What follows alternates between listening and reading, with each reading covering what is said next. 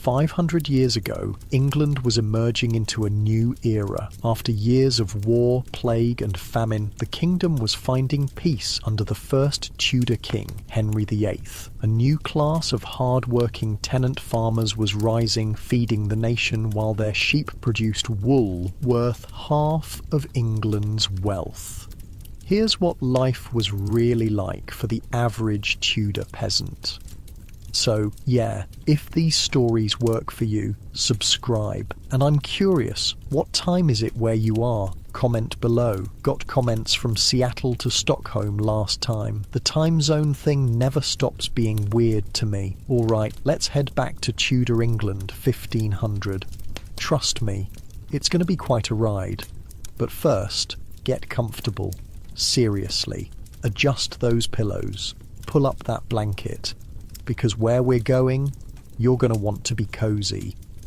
The darkness presses around you like a shroud. It's not the darkness of a modern bedroom with streetlights leaking through curtains. This is proper, complete darkness, the kind that swallows you whole. Your eyes snap open before dawn, not because you want to, because you have to. The monastery bells haven't even rung yet, but your body knows. 5 hours of sleep is all you get in winter, 6 if you're lucky in summer. Your back aches from the lumpy straw mattress beneath you. Nothing like the memory foam cradling you right now. You're Will Fletcher, tenant farmer to Merton Abbey, and you're already behind on the day's work. Mary, Mother of God, you mutter, feeling for the flint beside your bed. Give me strength. The air bites at your exposed face, the only part of you not buried under layers of wool blankets and the warm body of your wife Eliza. You can hear her breathing beside you, along with the soft snores of your children on their truckle bed pulled out from under yours. Eliza, you whisper, shaking her shoulder gently. It's time. She groans, but stirs. 26 years old and already her hands are gnarled from work, her once smooth face weathered from sun and wind. She's buried 3 babies and birthed 2 living ones. In your world, that's considered lucky. I'll get the fire, she mumbles, her breath visible in the frigid air. The floor beneath your bare feet might as well be ice. No slippers waiting beside your bed, no thermostat to adjust, just bitter cold seeping through the floorboards. Let me, you offer. The cows won't wait. In the main room below, yesterday's embers glow faintly beneath the ash. You kneel down, joints creaking, and take your flint and steel. 3 strikes, and you finally get a spark to catch on the charred cloth you keep as tinder. There, you whisper, as if afraid to startle the tiny flame. You feed it carefully with splinters of wood, then small sticks. No rushing this process. Lose the fire now, and the whole day turns harder.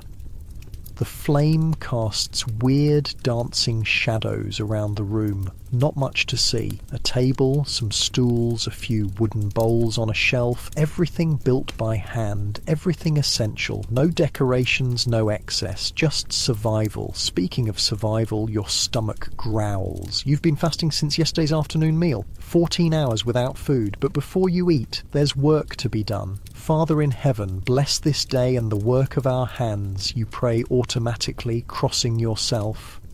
The fire catches properly now, and you can see steam rising from your mouth with each word. You don't have a chimney, that would waste precious heat. Instead, smoke fills the upper part of the room before finding its way out through a hole in the thatch. Your eyes sting, but you're used to it. The smoke keeps the bugs out of the thatch anyway. Everything has a purpose. Will, the water bucket's frozen again. Eliza's voice comes from the corner where a wooden bucket sits with a solid sheet of ice on top. Shit, you mutter. Then quickly, sorry, Lord. Even your thoughts aren't private in Tudor England. God hears all, sees all, and the parish priest makes sure you never forget it. You grab a stick and break through the ice. The chickens need water, the cow needs water, the pig needs water, the family needs water. Just getting enough of it will take an hour of your morning. Before you can even think about that, you need to get dressed. Your linen shirt from yesterday doesn't smell great, but it'll have to do. Over it goes your wool tunic, then the heavy leather jerkin that keeps the worst of the wind out. Wool hose on your legs tied with string to your undergarments. No elastic here. Leather shoes that never quite dry out completely. They're stiff with frost this morning. The pigs are squealing, Eliza says, now up and moving around the room with practiced efficiency. They can smell snow coming. Can't be, you say, looking toward the single small window. Just a hole with a wooden shutter, no glass. We need at least another month without snow, or we'll lose half the livestock. Tell that to the sky, she replies, nodding toward the window. You push open the shutter, and sure enough, heavy grey clouds hang low over the distant hills. Mary's mercy, you breathe. If snow comes early, your carefully measured grain stores won't last. You've seen what happens to families who run out of food before spring. Sometimes they just disappear. Other times they're found when the thaw comes, huddled together in their beds. Oh, wait. Someone's at the door. John, your farmhand. Really just a boy of 14, but strong as an ox and cheaper to feed. Master Fletcher, he says, stamping his feet against the cold, the brown cow's not looking right, something in her eye. And so it begins, the daily battle against a world that seems determined to take everything from you. Disease, weather, accident, the greedy tax collector, the monastery demanding their share, all of it waiting to strike. Let me see, you say, pulling on your cap. No time for breakfast yet. Outside, the pre-dawn world is silent except for the animals. Your breath hangs in clouds before your face as you cross the muddy yard to the cowshed. The smell hits you first. Warm animal, manure, hay, all mingling together in a not entirely unpleasant funk that means life and food and survival. John's right. The cow's eye is weeping something yellowish. If she dies, that's a quarter of your yearly income gone in an instant. But Tudor farmers don't have vets. They have generations of passed down knowledge and a healthy dose of prayer. Eliza, you call back toward the house, bring the yarrow poultice. While waiting, you run your hands over the cow's hide, feeling for other signs of illness. She's your most valuable possession, worth more than everything inside your house combined. Is she fevered? Eliza asks, bringing a small clay pot of greenish paste that smells sharply of herbs. Don't think so, you reply, placing your cheek against the cow's neck. Still eating too. Oh, St. Brigid, protect her, Eliza murmurs, making the sign of the cross over the animal before applying the poultice. St. Brigid, patron saint of dairymaids and cattle, just one of dozens of saints you invoke daily for everything from toothaches to good weather.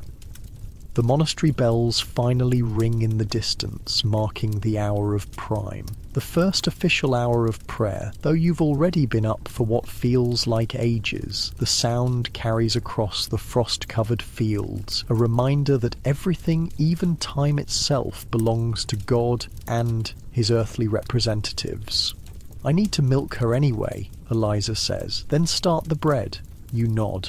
I'll check the sheep before I eat. Neither of you says what you're thinking. If the sheep aren't healthy, you can't pay your rent to the monastery. If you can't pay the rent, you lose everything. By the time you reach the sheep pen, grey light is finally seeping into the world. Your flock isn't large, 30 animals, but their wool is what keeps you afloat. England runs on wool. Ships carry it to Flanders and Italy, where it becomes fine cloth that returns at prices you couldn't afford in 10 lifetimes. The sheep huddle together against the cold, their breath creating a cloud of steam above them. You count automatically, 29. Bloody hell, you mutter, then quickly, forgive me, Lord. One missing sheep might not sound like much, but it's the difference between making rent and not. Between eating and starving. between keeping your tenancy and joining the growing ranks of landless labourers who wander from village to village, begging for work.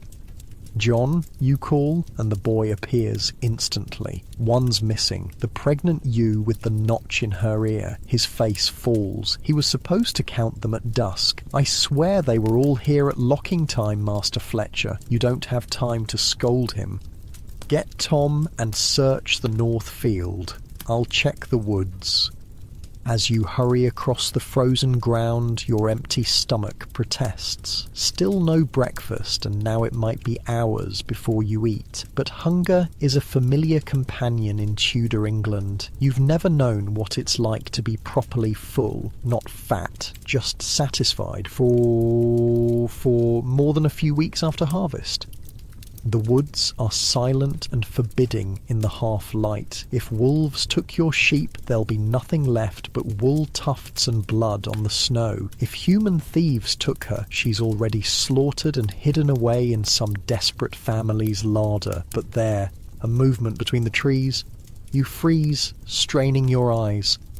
"Thank the saints," you breathe. The missing ewe is tangled in a bramble patch, bleating pathetically. As you approach, you see she's unharmed but thoroughly stuck. Her wool, your livelihood, is snagged in dozens of places. "Easy, girl," you murmur, drawing your knife to cut her free.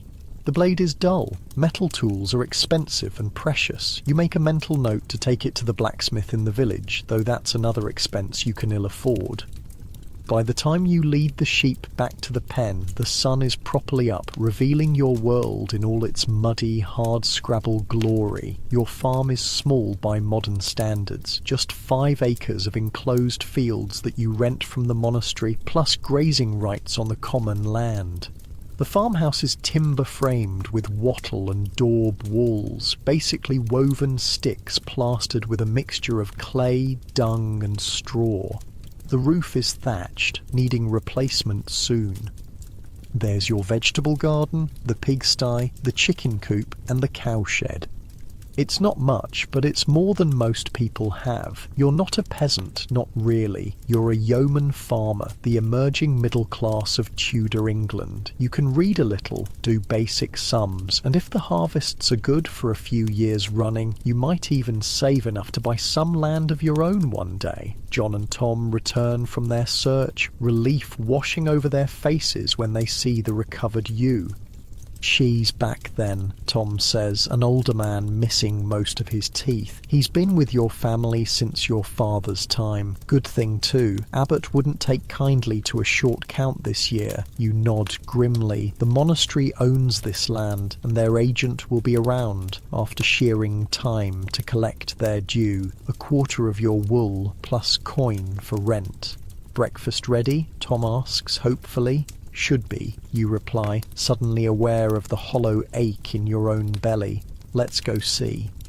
Back at the house, the scene has transformed. The fire blazes properly now, filling the room with blessed warmth. The rich smell of baking bread makes your mouth water instantly. Eliza has been busy. A pot of pottage bubbles over the fire. A thin stew of whatever vegetables could be found and stretched with barley. A pitcher of ale sits on the table. Not the strong stuff, just the small beer everyone drinks all day instead of water.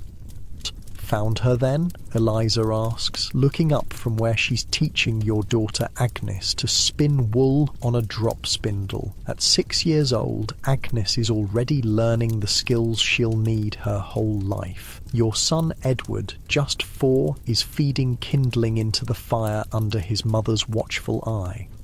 "Caught in the brambles," you confirm, taking a deep draught of ale. It's weak but nourishing, with bits of barley floating in it. Not cold and crisp like modern beer. This is room temperature, cloudy, and alive with yeast. It's also safer than water from the well, which has made the whole family sick before.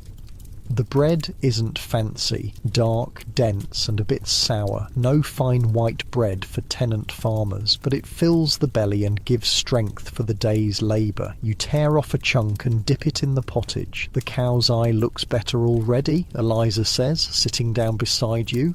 "That poultice is working." You nod, mouth full. Her herb knowledge has saved your livestock more than once. It's saved your children too. Many women with her skill might be accused of witchcraft, but Eliza is careful to say a prayer to the appropriate saint before applying any remedy. The line between accepted folk medicine and dangerous sorcery is thin and constantly moving. Snow's coming, you say after swallowing. Need to get the rest of those turnips up today.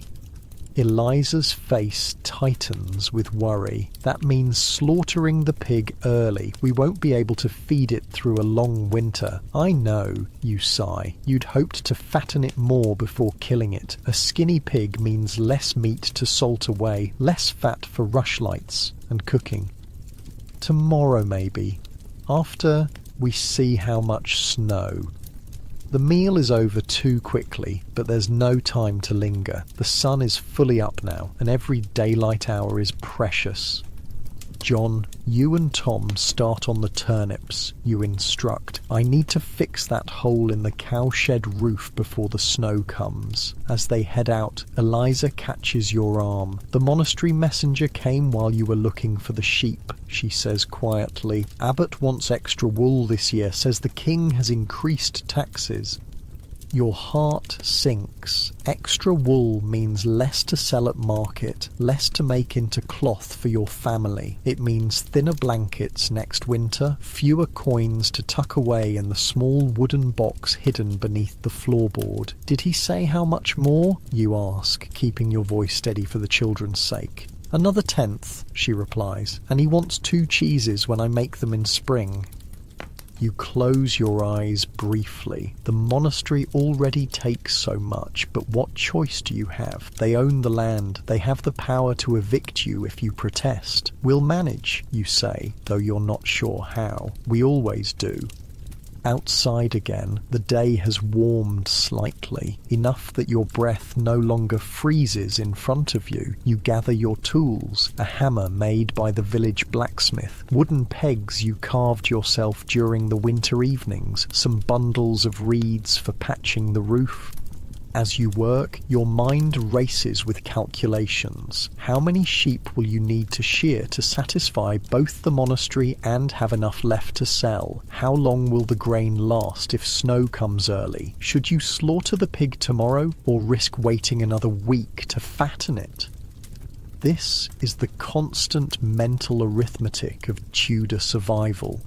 One mistake, one bad decision, one stretch of awful weather, and everything you've worked for could disappear. The hole in the roof is worse than you thought. Squirrels have gotten in and damaged more of the thatch. As you work, a light snow begins to fall, earlier than you feared, but at least it's gentle so far. From your perch on the roof, you can see your whole world, the fields stretching away now dusted with white, the smoke rising from cottage chimneys in the distant village, the imposing stone walls of Merton Abbey on the horizon, solid and eternal, while peasant lives flicker briefly like candle flames. The monastery bells ring again, marking terce, the 3rd hour of prayer. For the monks, the day is divided into 8 sacred periods. For you, it's simply divided into work. A shout from the turnip field draws your attention. John is waving excitedly. Either they've found a turnip of remarkable size, or there's trouble. Given your luck today, you're betting on trouble. With a sigh, you carefully climb down from the roof, your body already aching though the day is barely begun. Tudor farmers don't grow old. They just get more bent, more weathered, more acquainted with pain, until one winter they simply don't wake up.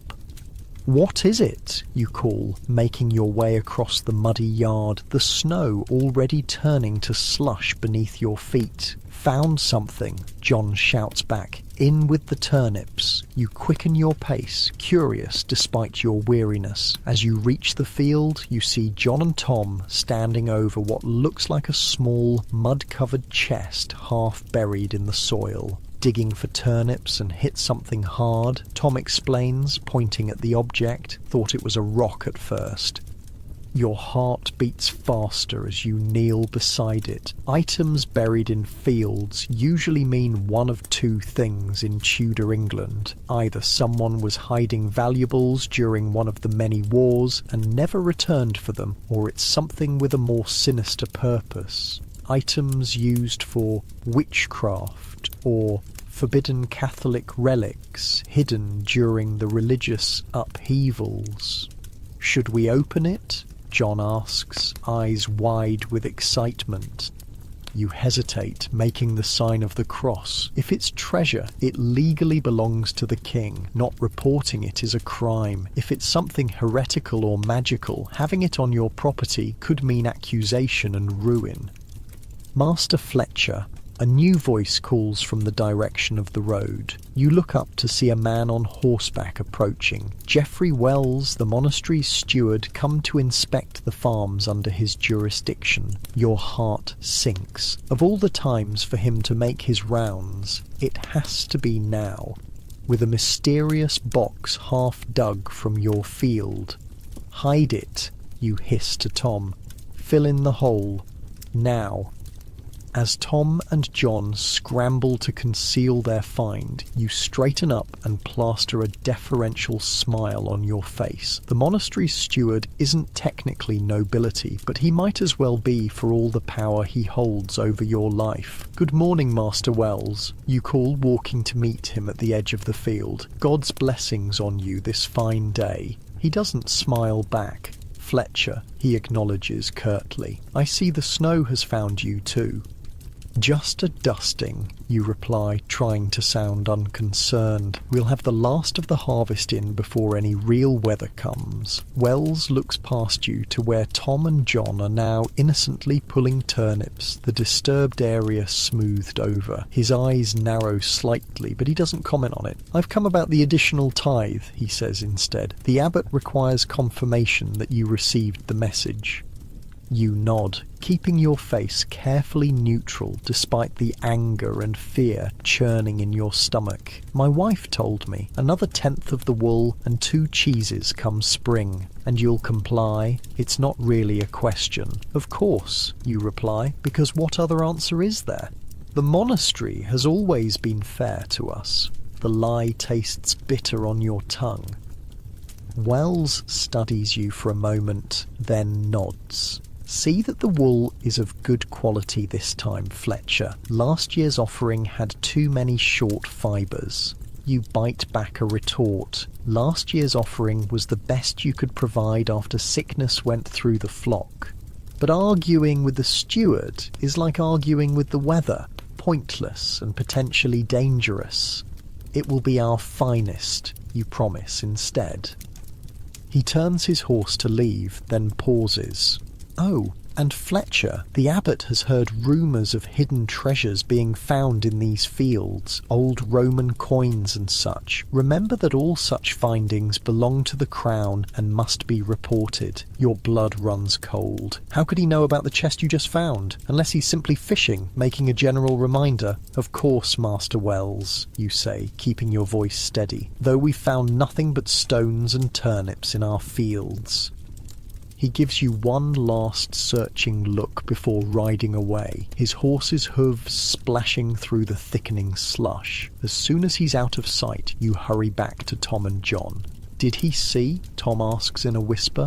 I don't think so, you reply, but he mentioned hidden treasures. Said they belong to the crown. John's face falls. So we can't keep it. We don't even know what it is yet, you remind him. And we're not digging it up now. Tonight, after dark, when no one's watching. They nod in agreement, and you all return to work, though your mind is hardly on the turnips now. What's in that chest? Roman coins would be valuable, but dangerous to try to spend. Religious items could be even more dangerous to possess, depending on which way the religious winds are blowing this year. As you work, the snow falls more heavily, settling on your shoulders and cap. Your fingers grow numb despite the woolen mittens Eliza knitted last winter. The daylight, precious and brief in November, is already starting to fade, though it's barely past midday. This is life as a Tudor tenant farmer. Constant work, constant worry, constant calculations about survival. You're better off than many, with a secure tenancy and healthy children. But you're still just one bad harvest, one serious illness, one accusation of wrongdoing away from losing everything. As the monastery bells ring out again across the snowy fields, you straighten your aching back and look toward the small farmhouse where smoke rises steadily from the hole in the roof. Inside, Eliza will be spinning wool, teaching Agnes, keeping Edward from mischief, perhaps starting to prepare the evening pottage. Your world is small but precious. And now there's a mysterious chest buried in your turnip field, something that could bring wealth or ruin depending on what it contains and what you choose to do with it. As darkness approaches on this early winter day in Tudor England, you can't help but wonder if your life is about to change forever.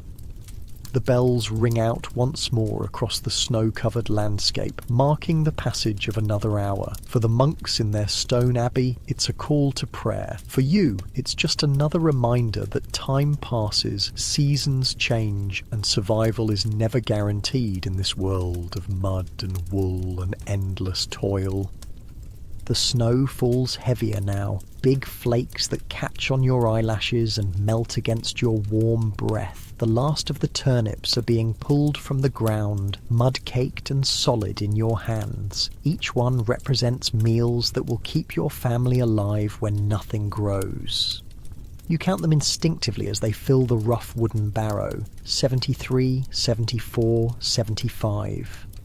"That's it for this row," Tom says, his beard now flecked with snow. His hands are cracked and bleeding from the cold earth, but he doesn't complain. No Tudor farmer would. Pain is just part of staying alive. You nod, looking toward the small mound of disturbed soil where the chest lies buried.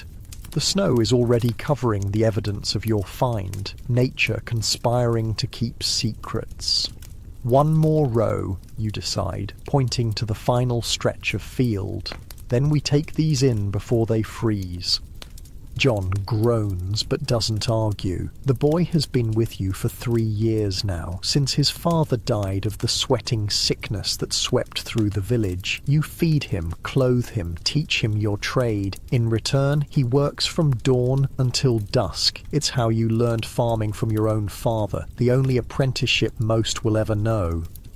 The mysterious chest tugs at your mind as you work, but there's no time for distractions. Life in 1500 operates on razor-thin margins. One moment of carelessness, a forgotten chore, an untended animal, a neglected repair can mean the difference between survival and disaster. As you pull the last turnip free, something glints in the soil. You freeze, glancing around to make sure no one from the monastery is watching, then carefully brush away the dirt. Holy Mother, you breathe. A small silver coin sits in your palm, black with age but unmistakably valuable. Roman, maybe, or Saxon, from a time before even the Normans came. Tom appears at your shoulder, eyes widening. That worth something? "More than I earn in 2 months, you whisper, turning it over. The worn face of some long-dead emperor stares back at you. "The monastery would claim it," Tom says, his voice low. "King's men, too." "Aye," you reply, closing your fist around it. The metal warms against your skin, already feeling like it belongs to you, like it was meant for you to find it after centuries buried in this soil. You slip the coin into the small leather pouch tied at your belt beneath your jerkin where it won't be seen. Is this theft? Technically, yes. The law says treasure belongs to the crown, but the law was made by men who've never watched their children go hungry, never counted turnips as if they were gold. "Not a word," you tell Tom and John. "Not even to Eliza." "Not yet." They nod solemnly. They understand. In Tudor England, loose lips don't just sink ships, they hang men. The farmyard is a churning mess of mud and slush by the time you return with the turnips. Your boots make sucking sounds with each step, and the barrow wheels leave deep ruts in the muck. The smell of wood smoke and cooking fills the air, mixing with the earthy scent of livestock and the metallic tang of approaching heavier snow. "Get those inside," you instruct John, nodding toward the root cellar dug into the side of a small rise behind the house. "Layer them with straw, mind. Any that got nicked, set aside for eating first." As he hauls the barrow away, you turn to Tom. "Check the animals once more before dark. Make sure everything's secure. Snow like this brings wolves closer to the farms." The older man nods, already moving toward the cowshed. At 60, he's ancient by the standards of your time, his knowledge as valuable as any tool on the farm. Inside the house, warmth hits you like a physical force. The central fire blazes merrily, and the smell of baking breaks through even your snow-numbed nose. Your mouth waters instantly. "Will, thank God," Eliza says, looking up from where she's stuffing dried grass into Edward's worn-out shoes. "I was worried with the snow coming so hard. Takes more than a bit of weather to keep me from my dinner," you reply with a wink that makes her smile, despite the worry lines etched around her eyes. Agnes sits by the fire, carefully wrapping rushlights, twisted reeds dipped in sheep fat that will provide your only illumination after sunset. At 6, her fingers are nimble enough for the task, though her face shows the intense concentration of a child determined to please.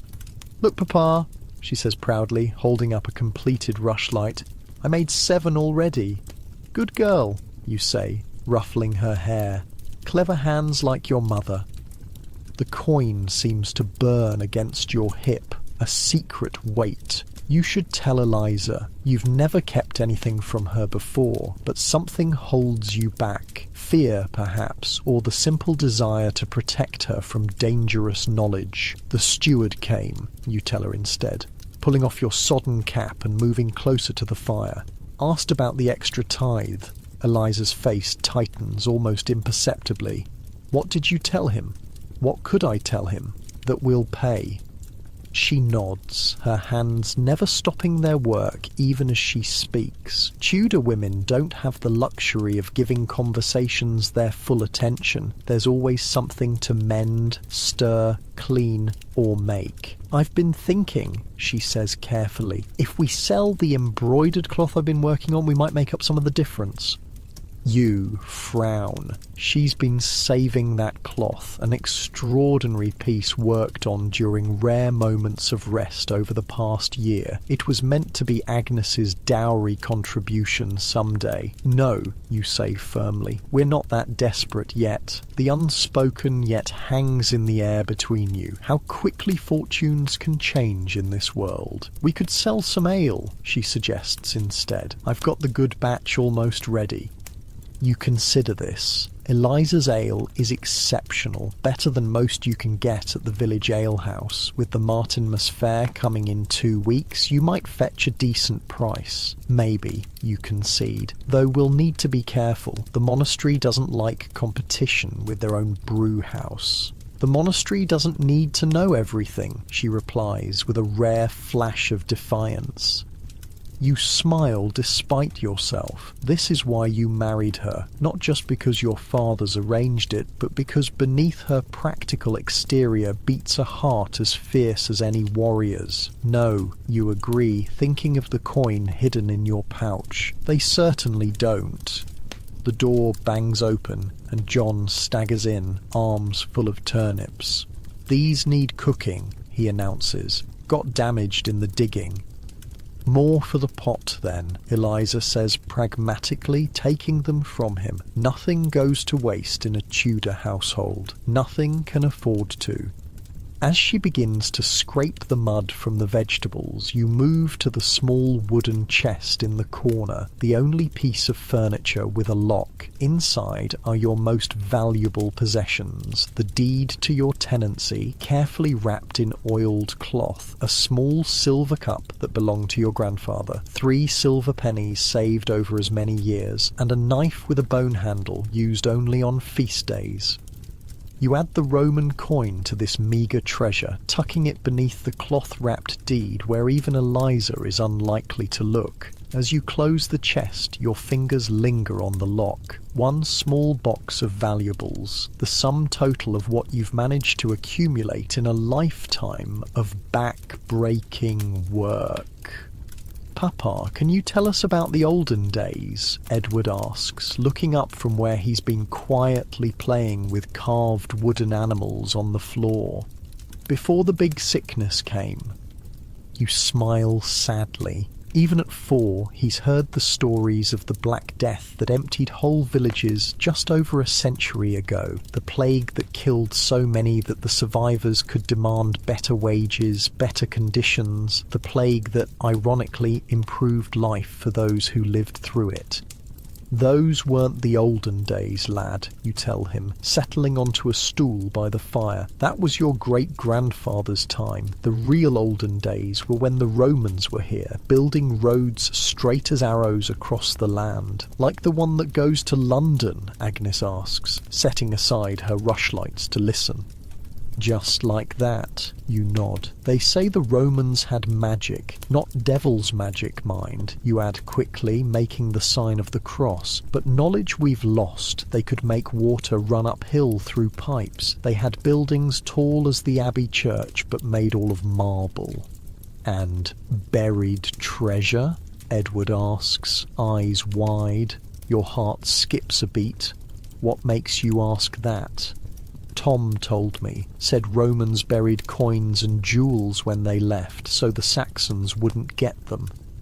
You shoot a look at John, who shrugs helplessly. News travels fast, even when it's supposed to be secret. In a world without privacy, where families sleep in one room and village houses stand shoulder to shoulder, keeping anything hidden is nearly impossible.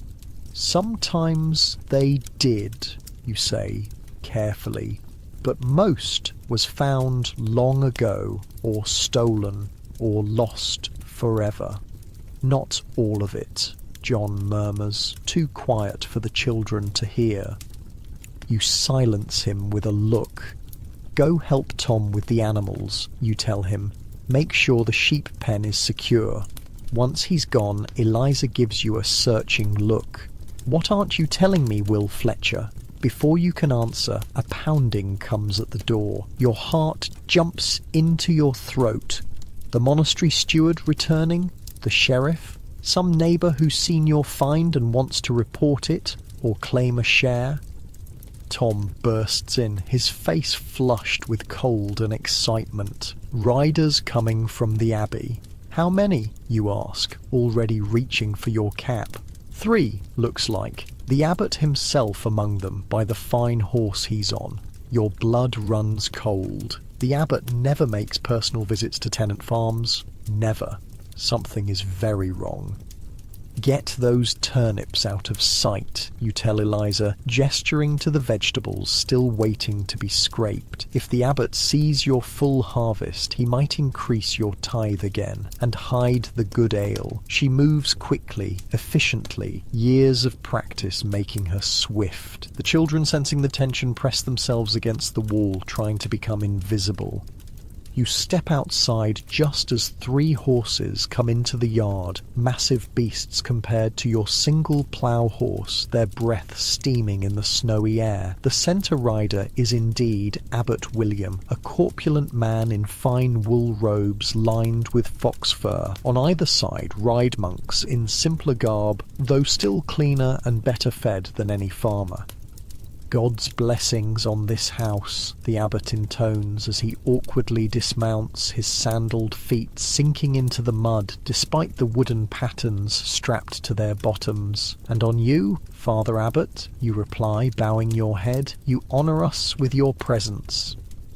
The abbot's eyes sweep across your farm, taking in the patched roof of the cowshed, the thin smoke from your chimney, the barren fields now dusted with snow. Is he calculating their worth, judging your stewardship? A modest holding, he remarks, though whether with approval or disdain is impossible to tell. Yet I hear you're a man of means, Fletcher. Your mouth goes dry. Means, father? I'm but a simple tenant. The abbot smiles, but it doesn't reach his eyes. Come now. My steward tells me your sheep produce the finest wool in the parish. Your wife's cheese commands the highest price at market. You've even taken in an orphan boy. Very Christian of you. God provides, you say non-committally. Indeed he does, the abbot agrees, and it is through his church that such provisions flow, which brings me to the purpose of my visit. Here it comes, you think. More demands, more tithes, more impossible burdens on your already strained resources. The monastery requires stone for repairs to the north transept, the abbot continues. Your fields, I'm told, are particularly rich in good building stone just beneath the soil.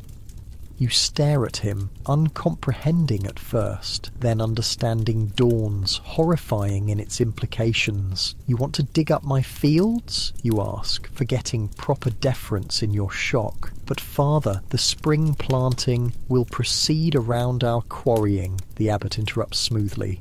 Will take no more than an acre, the southeast corner, I think, where the soil is thinnest. An acre, 1/5 of your arable land rendered useless for a season, maybe longer. The rental fee won't be reduced, of course. The tithes will remain the same. You'll simply be expected to produce the same amount from less land. And if they dig in the southeast corner, they'll find the chest. It's a great honour, one of the monks adds, mistaking your silence for humility. The stone from your land will support God's house. You force yourself to nod, to murmur appropriate thanks. Inside, your mind races. If they find the chest, find the coin you've already taken. When would this work begin, father? You ask, trying to keep your voice steady. After Candlemas, the abbot replies. The ground will be too frozen before then. Candlemas, the 2nd of February, still 3 months away. You have time, at least, to figure out what to do about the chest, but the loss of the acre remains a devastating blow. We shall pray for mild weather, you say, because it's expected. The abbot nods, apparently satisfied with your acquiescence. What choice did you have, really? Refuse the church? Refuse your landlord? Impossible. One more matter, the abbot says, as if in afterthought. There are rumours of old treasures being found in these parts. Roman artefacts, pagan trinkets. Your heart nearly stops. Beside you, Tom shifts uncomfortably. Anything found belongs rightfully to the church, the abbot continues. Such items often carry demonic influence and must be properly blessed or destroyed. You understand? Of course, father, you manage to say, though we've found nothing but stones and turnips in our fields. The same words you gave the steward earlier, now repeated to the abbot himself. The lie feels weightier this time, more dangerous. Good, good, the abbot says. Nevertheless, I shall send Brother Thomas tomorrow to bless your fields, a precaution only. Your blood runs cold. This is no routine blessing. They're searching for something, but how could they know? Did someone see you find the coin? Is there a spy among your own people? We would be honoured. You lie, bowing your head to hide the fear in your eyes. As the abbot and his entourage remount and ride away, the snow falling heavier around them, you stand frozen in the yard. Tom approaches, his face grave. They know, he says quietly. They suspect, you correct him. It's not the same thing. What will you do about the chest? You glance around to ensure no one else is listening. Tonight, after dark, we dig it up and move it. And if it's too heavy, A valid concern. If it's filled with coins or metal, it might take several men to lift it. Then we empty it and rebury the chest, you decide. Either way, it can't stay where it is. Tom nods, then hesitates. And the coin you already took, your hand moves instinctively to your belt, where the pouch conceals the outline of the ancient silver piece. What coin? You ask pointedly. He understands. Some secrets are best kept even from friends. Inside the house, Eliza is stirring the pottage pot with quick, anxious movements. She doesn't ask what the abbot wanted. She heard everything through the thin walls. The children are subdued, sensing the tension in the air. We'll manage, you tell her, the same words you always say in the face of new hardships. We always do. She nods, but doesn't look at you. The soup's ready, is all she says. Dinner is a quiet affair. The pottage is thin, mostly turnips and barley with a small piece of salt pork for flavour. You have bread too, dark and dense, nothing like the fine white manchet loaves enjoyed by the monks, but it fills the belly, gives strength for the work ahead. As you eat, you can't help calculating losses in your head. An acre of land means 20 fewer bushels of barley next harvest. 20 bushels is 100 loaves of bread or 200 gallons of ale. It's the difference between comfortable survival and precarious subsistence. And that's assuming the monastery actually restricts itself to just 1 acre and returns the land in usable condition afterward. Neither is guaranteed. The coin in your pouch seems heavier with each passing moment. What if there are more in the chest, enough to buy land elsewhere, land not controlled by the monastery, or at least enough to make up for the lost acre? It's a dangerous thought. Tenant farmers don't escape their conditions. They don't suddenly rise to become landowners. The social order is fixed, ordained by God himself, or so the church teaches. Yet as you look at your children's faces in the firelight, at Eliza's worn hands and premature wrinkles, you can't help wondering, what if? We should sleep early, you announce, setting aside your wooden bowl. Long day tomorrow. No one argues. In winter, with darkness falling by mid-afternoon, early bedtimes are normal, but tonight you have other reasons for wanting the household settled.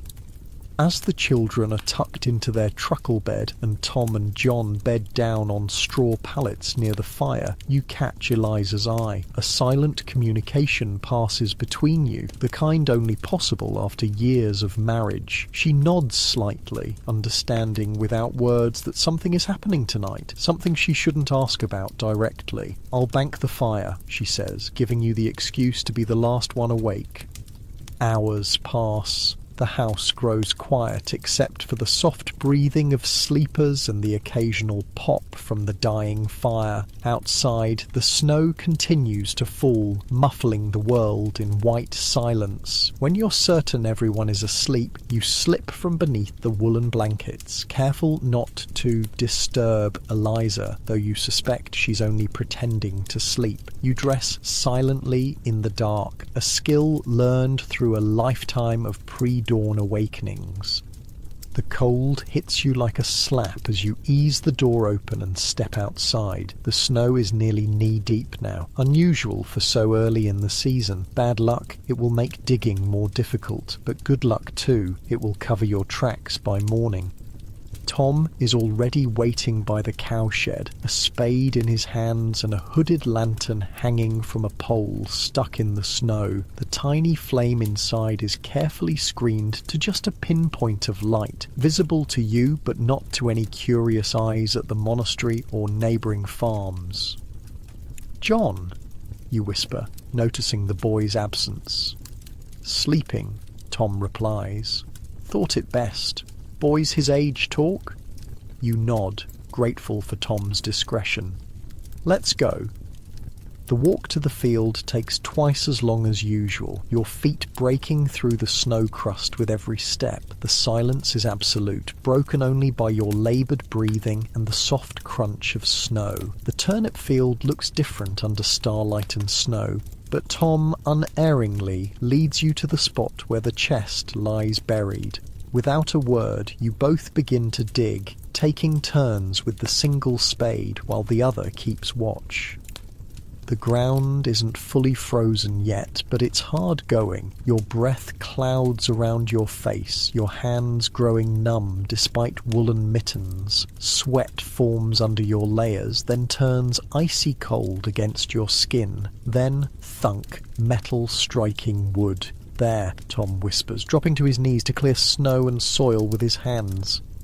The chest is smaller than you expected, about the size of a bread loaf, not a treasure chest from children's tales, but a simple wooden box bound with corroded metal. It looks ancient, the wood dark and petrified with age. "Careful," you caution as Tom pries at the lid. "Might be fragile." With a soft creak, the lid lifts, and golden light spills out, so bright after the darkness that you both gasp and shield your eyes.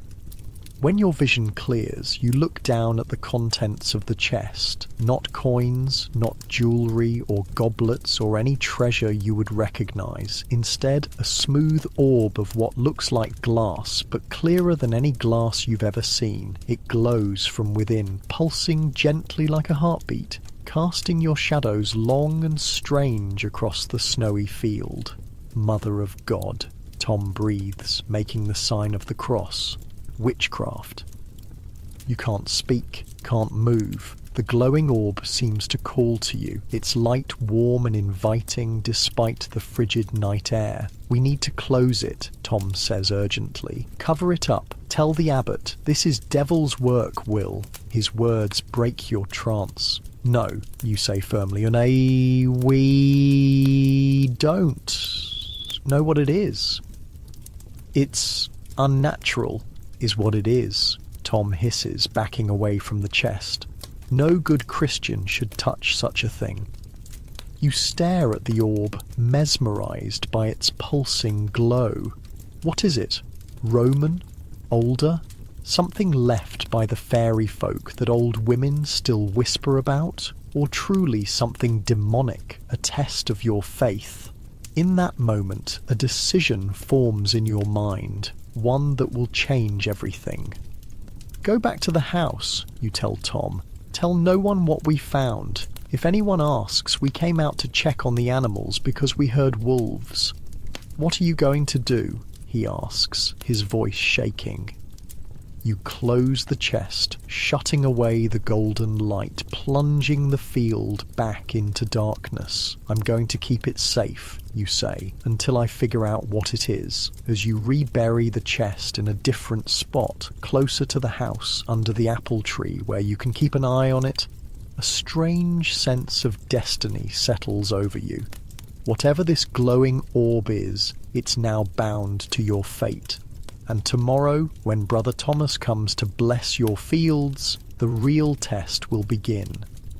Morning comes too soon, as it always does. Your sleep was fitful, haunted by dreams of golden light and stern-faced monks. Beside you, Eliza stirs, her warmth the only comfort in the pre-dawn chill. "You were out late," she murmurs, not opening her eyes. There's no accusation in her voice, just the simple observation of a woman who knows her husband's rhythms as well as her own heartbeat.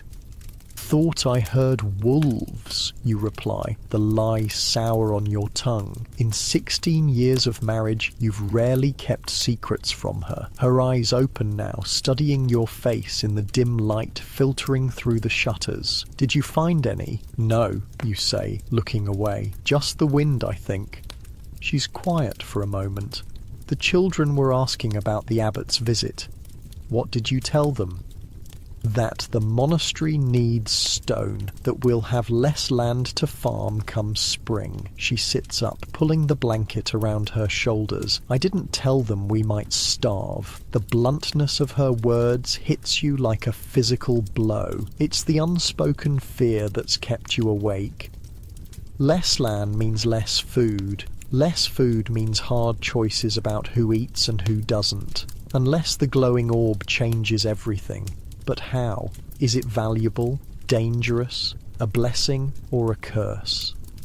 "We won't starve," you say with more confidence than you feel. "I'll figure something out." Before she can press further, there's a commotion downstairs, the sound of the door opening, voices raised in greeting. Brother Thomas has arrived earlier than expected. You dress hastily, conscious of Eliza's questioning gaze following your movements.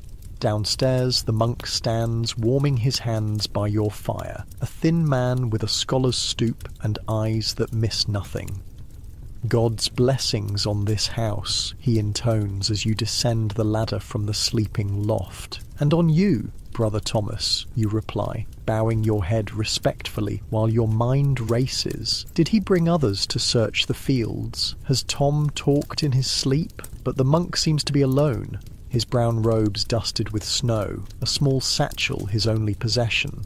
"The abbot sends me to bless your fields," he says, his voice neutral, "a protection against unforeseen discoveries." Your mouth goes dry. Of course, though there's little to see under all this snow. "Snow covers many things," Brother Thomas agrees, his gaze uncomfortably direct. "But the eyes of God see through all concealments. Is it your imagination, or is there a specific emphasis on the word all?" You force a smile, gesturing toward the crude wooden table where John is already setting out bowls for the morning pottage. "Will you break your fast with us before the blessing?" The monk hesitates, clearly torn between maintaining his separation from common folk and the warmth of your fire on a bitter morning. "A small repast would be welcome," he concedes finally, "though I observe the morning fast, just a crust of bread perhaps." As Eliza serves breakfast, the same thin barley pottage as last night, but now with a precious egg cracked into each bowl for protein, you watch Brother Thomas from the corner of your eye. He takes only bread, as promised, but his gaze lingers on your food with barely disguised longing. Despite their reputation for asceticism, many monks eat better than farmers. The monastery's kitchens are famous for their roasted meats, fine white bread, and imported wines. This one, at least, seems genuinely committed to his vows. "Your farm prospers under God's grace," Brother Thomas remarks, looking around your modest home. "Many have less, and many have more," you reply, immediately regretting the hint of bitterness in your tone. If the monk notices, he doesn't comment. Instead, he turns his attention to Agnes and Edward, who are eating quietly, stealing glances at this unusual visitor. "Have you been teaching the children their prayers?" he asks Eliza. "Of course, brother. They know the Pater Noster and Ave Maria in both English and Latin." It's a slight exaggeration. The children stumble over the Latin, but Brother Thomas seems satisfied. Good, good. "And they attend Mass every Sunday?" "Without fail," you answer, though there have been Sundays when illness or foul weather kept you all at home. Such absences are technically sins requiring confession, but the village priest, Father Stephen, is understanding of farmers' lives in ways the monastery often isn't. "The blessed saints protect those who honour them," Brother Thomas says, directing his words to the children. "Especially those who keep their eyes lowered and their tongues still when adults are speaking." Is there meaning hidden in this seemingly innocent admonition? A warning about secrets and those who reveal them? Once breakfast is finished, the monk rises. Now to the blessing. Outside, the world is transformed. The snowfall has stopped, leaving behind a pristine blanket of white covering fields, roofs, and trees. In the distance, the monastery buildings rise against the pale blue sky, their stone walls and slate roofs untouched by the temporary beauty of snow. Brother Thomas produces a small vial of holy water from his satchel and begins to walk the boundaries of your farm, sprinkling droplets and murmuring Latin prayers. You follow a respectful distance behind, your breath clouding in the frigid air. When you reach the turnip field, now just a white expanse indistinguishable from the surrounding land, your heart beats faster. The monk pauses, looking around with narrowed eyes. The abbot says there may be old pagan artifacts in this area, he says conversationally, things buried long ago, when the Romans or even earlier peoples worshipped false gods. I've never found anything like that, you reply, the lie coming easier this time. Brother Thomas nods, then kneels in the snow, pressing his ear to the ground as if listening. The action is so unexpected that you simply stare, unsure what to do. After a long moment, he stands, brushing snow from his robes. The land speaks to those who know how to listen, he says cryptically. Today it whispers of change. Change, you echo, trying to keep your voice steady. He resumes walking, heading now toward the apple tree where you reburied the chest last night. Your stomach knots with tension. The turning of seasons, the falling of kings, the rising of common men to uncommon stations. He glances back at you. All part of God's plan, of course. You follow, fighting the urge to run ahead, to distract him somehow from his path toward your buried secret, but the monk stops before reaching the tree, turning instead toward the southeast corner of your land, the acre the abbot intends to claim for quarrying. This area in particular, he says, making an elaborate sign of the cross over the snow-covered ground, must be thoroughly blessed. The abbot has plans for it. So I've been told, you manage to reply. Brother Thomas completes his circuit of your fields in silence, the only sound the crunch of snow beneath your feet and the distant call of crows from the bare oak trees beyond your property. When he finishes, he turns to you with an unreadable expression. Fletcher, he says, his voice suddenly lower, more intimate. How much do you know of the old ways? The question sends ice through your veins that has nothing to do with the winter cold. The old ways can only mean pre-Christian beliefs. Paganism, witchcraft, heresy, even discussing such things can lead to dangerous accusations. Nothing, brother, you reply quickly. I'm a God-fearing Christian man. He studies you for a long moment, then nods slightly. Of course, as are we all in these enlightened times. His tone suggests something different from his words. Yet knowledge of the past is not itself a sin, merely the practice of forbidden rites. You say nothing, afraid that any response might incriminate you further. There are stories, Brother Thomas continues, seemingly unbothered by your silence, of objects from the time before Christ, objects of great power, neither holy nor unholy in themselves, but dangerous in the wrong hands. The glowing orb flashes in your memory. Just stories, surely, you say. Say. Perhaps. The monk adjusts his satchel. Or perhaps not. The Church Fathers teach us that all tales contain seeds of truth, wrapped though they may be in the chaff of superstition. He begins walking back toward your house, forcing you to follow. Should you ever encounter such an object, Fletcher, hypothetically, of course, your Christian duty would be to bring it to the monastery for safekeeping. Of course, you agree automatically. Although, he adds, glancing sideways at you, there are some who say the monasteries are not the only proper guardians of such things. Some believe these objects belong to the land itself and to those who work it. Your step falters. Is this some kind of test? A trap to lure you into admitting heretical thoughts? I wouldn't know about such beliefs, you say carefully. Brother Thomas stops, turning to face you fully. "No, I suppose you wouldn't," he sighs, his breath a white plume in the cold air. "The blessing is complete. Your fields are protected from whatever may lie beneath them. Thank you, brother. I'll take my leave now. The abbot will expect my report before vespers." A chill that has nothing to do with the snow runs through you. "Report? On the blessing," he clarifies, though his slight smile suggests other meanings. Nothing more. As you watch him trudge away across the snow-covered path toward the village, confusion swirls in your mind like the snowflakes that have begun to fall again, light and tentative. Was he warning you, threatening you, offering some kind of alliance? Tom appears from the barn, watching the monk's departing figure with narrowed eyes. "What did he want?"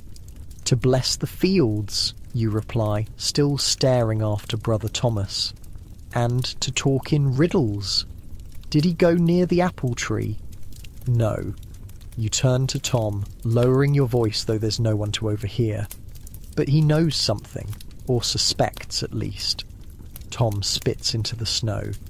Monks always think they know more than they do. It's their way. Perhaps he's right. Perhaps Brother Thomas was simply trying to unsettle you, to provoke a confession of some kind, yet his words about objects of power, about guardians other than the monasteries, nag at your thoughts. "I need to go to the village," you decide suddenly. "We need salt, anyway. And news." Tom nods. The village is the centre of information. Gossip, rumours, warnings passed from mouth to mouth faster than any official proclamation. If there are stories about glowing orbs or Roman treasures, someone there will know them. "Take the sled," he suggests. "Roads will be bad after the snow." Inside, you explain your plan to Eliza, who is already at her spinning wheel, the daily work of turning wool into thread that never ends for Tudor women. "The village?" she repeats, her hands never stopping their rhythmic movement. "Today, the path will be treacherous. We need salt," you remind her, "and I want to speak with Father Stephen." Something in your tone must alert her that this is more than a routine trip. She studies your face, then nods slowly. "Take Agnes," she suggests. "She should make her confession before Advent begins." It's a sensible suggestion, the kind of ordinary family errand that won't raise suspicions. But you hesitate. Do you want your daughter involved in whatever is happening? Then again, leaving her behind might put her at greater risk if the abbot sends more monks to search your farm. "Good thought," you agree finally. "We'll stop at the church first." Agnes is delighted by the unexpected outing, bouncing with excitement as you harness your old plough horse to the small wooden sled. At 6, trips to the village are rare adventures, even if they include the tedium of confession. The journey is slow going. The snow is deeper than it looked from your farmyard, in places reaching the horse's knees. The sled runners cut through the white blanket, leaving parallel tracks behind you like the trails of giant serpents. Agnes sits wrapped in an extra blanket, her nose and cheeks red with cold, despite the woolen scarf covering the lower half of her face. "Papa," she says after a while, her voice muffled, "is Brother Thomas a good man?" The question startles you. "He's a man of God," you answer automatically, the safe response. "But is he good?" she persists. "Mama says some men of God think more about power than about Jesus." You glance at your daughter, surprised by her perception and by Eliza's candour. Such observations, while perhaps true, are dangerous if spoken in the wrong company. "Your mother is a wise woman," you say carefully, "but we must respect the church all the same." Agnes considers this, her breath puffing out in small clouds. "Like we respect the bull in the village common," she suggests, "because he's dangerous, not because he's good." despite your worries, you laugh.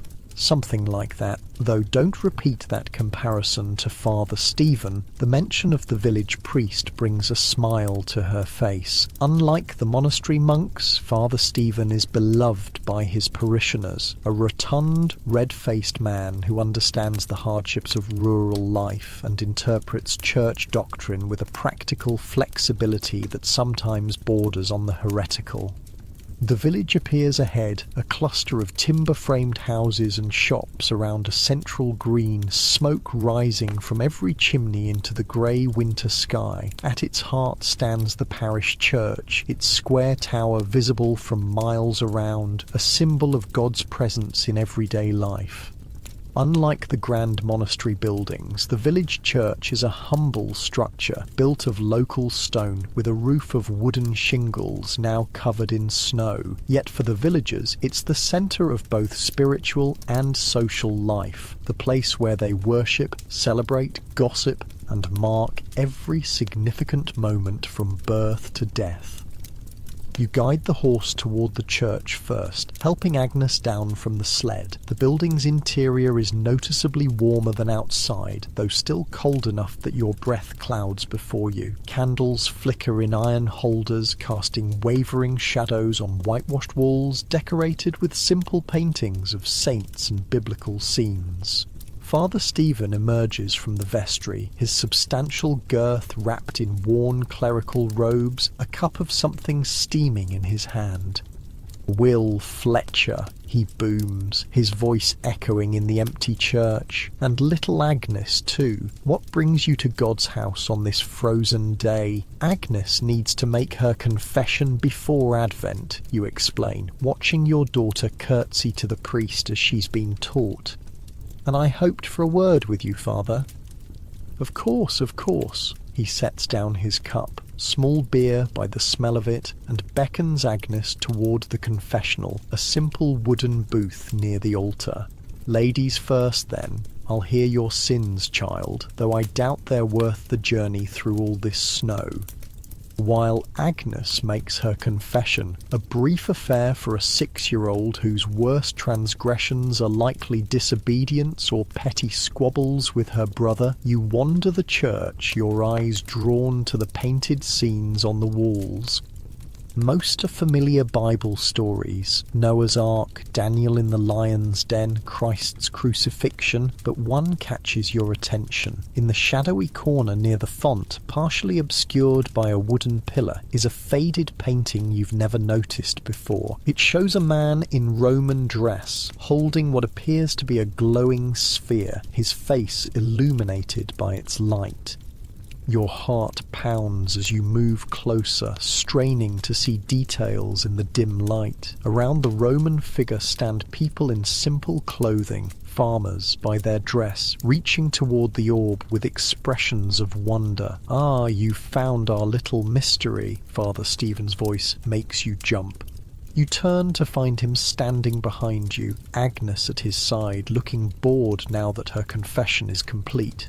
"What is it?" you ask, trying to keep your voice casual. "No one really knows," the priest admits, studying the painting. "It was here when I arrived 20 years ago, already old and fading then. Some say it depicts a Roman general bringing the light of civilization to Britain. Others claim it's a pagan story that somehow escaped the whitewashing when the church was converted from Catholic to Reformed and back again." He chuckles. "I rather like it, whatever it is. Adds a bit of mystery to our humble parish." "The orb," you press, unable to help yourself. "What is it supposed to be?" Father Stephen shrugs his substantial shoulders. "The sun, perhaps, or some Roman treasure. The old sacristan used to tell a tale about a magical object buried by the Romans when they fled. Something with the power to grant wishes or heal the sick, but that's just village superstition." He crosses himself hastily, as if to ward off accusations of heresy. "Just superstition," you agree, doing the same. "Or now then," he says, changing the subject. "You wanted a word." You glance at Agnes, who is now examining the baptismal font with childish curiosity. "Something private." Understanding dawns in the priest's eyes. "Agnes, my child," he calls, "would you be so kind as to check if any candles need replacing on the altar? It's important work preparing God's house for Sunday." She nods solemnly, pleased by the responsibility, and moves toward the altar, out of earshot, but still within sight. "What troubles you, Will?" Father Stephen asks, his voice lower now. "Is it the abbot's plan to quarry your land? I heard about that. Criminal, if you ask me, though of course I never said such a thing." He winks. "It's related," you admit, choosing your words carefully. "Father, what do you know about objects from the Roman times? Things that might seem..." You hesitate, unsure how to describe the orb without sounding like a madman or a heretic. "Magical?" Father Stephen supplies, his bushy eyebrows rising. "This is about more than an old painting, I take it." You say nothing, which is answer enough. The priest sighs, running a hand through his thinning hair. "Come to the rectory," he decides. "Agnes can warm herself by my fire while we talk. Some conversations shouldn't happen even in an empty church." The rectory is attached to the church by a covered walkway, a small but comfortable house that serves as both Father Stephen's home and the parish office. A fire burns cheerfully in the hearth, and the single room smells pleasantly of cooking and the dried herbs hanging from the rafters. Agnes is given a small honey cake and a seat by the fire, where she's soon contentedly drowsy from the warmth. Father Stephen leads you to the far corner, where a small desk holds his parish records and a few precious books. "So," he says quietly, "you've found something, haven't you? Something Roman, something that glows." The directness of his question leaves you speechless for a moment. "How did you—" "You're not the first," the priest interrupts, pulling a worn leather volume from beneath a stack of papers. "Not in this parish, at least." He opens the book, revealing handwritten pages in a spidery script. "My predecessor kept records of more than just births, deaths, and marriages. He recorded the unusual happenings in the parish as well, things the monastery wouldn't approve of him documenting." You lean closer, trying to make out the faded writing. The page he's opened to shows a crude drawing similar to the painting in the church, a spherical object emanating rays of light.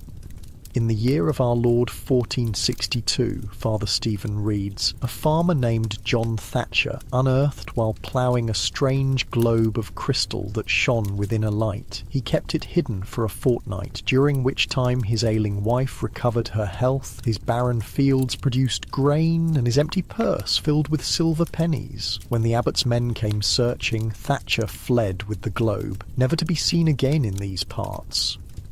He looks up from the book, his expression grave. There are 3 more such accounts in this volume, spanning 2 centuries. Always a farmer, always a glowing orb, always sudden good fortune followed by disappearance or disaster when the church authorities learned of it.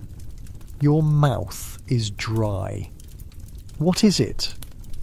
"I don't know," Father Stephen admits. "My theological training says it must be either divine or demonic. There is no third option in church doctrine." He closes the book carefully. "But my heart wonders if there might be things in God's creation that are simply beyond our understanding, neither good nor evil in themselves, but powerful all the same." It's dangerously close to heresy, this suggestion of supernatural forces outside the Church's neat categorization, yet it aligns with what you've seen, and with Brother Thomas's cryptic words about objects that are neither holy nor unholy. If someone had found such an object, you say hypothetically, what would you advise them to do? Father Stephen's gaze is piercing. Officially, as a priest of the Holy Church, I would be obligated to advise them to surrender it to the proper religious authorities. He pauses. Unofficially, as a man who has watched those same authorities grind good people into poverty while claiming to do God's work. He shrugs expressively. The monastery will dig up my field come Candlemas, you say. If there was something buried there, they would find it, the priest finishes, and whatever power it possesses would belong to the abbot, not to the man who discovered it. You nod slowly, understanding the unspoken advice. If you want to keep the orb, you must move it somewhere the monastery won't search. Or you must use its power, whatever that may be, before they take it from you. Thank you, Father, you say, for the historical information. He smiles slightly. History is a great teacher, Will Fletcher. Now, I believe you mentioned needing salt. The market will be closing soon with this weather. Taking his cue, you wake Agnes from her drowsy state by the fire and thank the priest for his hospitality. As you turn to leave, he places a hand on your shoulder. Be careful, he says quietly. Power draws the powerful like honey draws flies. And remember, what matters most is not what you find, but what you do with it. With those cryptic words echoing in your mind, you lead Agnes back to the sled and continue to the village market, a small open area near the green where local merchants and farmers sell their goods. Today, only a few hardy souls brave the cold. A spice merchant wrapped in furs, a woman selling woolen cloth, a blacksmith displaying ironwork. As Agnes examines the cloth merchant's wares, simple homespun wool, nothing like the fine fabrics worn by the wealthy, but still a luxury for a farmer's daughter, you purchase salt from the spice merchant, who also deals in such necessities. Bad winter coming, the merchant comments as he measures out your purchase. Birds flying south earlier than usual. So it seems, you agree, counting out the precious few coins this transaction requires. Any other news? The merchant glances around, then leans closer. King's raising taxes again, they say, and there's strange talk from up north, lights in the sky, crops growing out of season, some calling it miracles, others. He makes a warding gesture against witchcraft. Your skin prickles. Just talk. Surely. Maybe. He doesn't sound convinced. But the monastery's sent men to investigate, looking for something specific from what I hear. Before you can ask more, Agnes returns, her exploration of the cloth merchant's stall complete. Can we go home now, Papa? My feet are cold.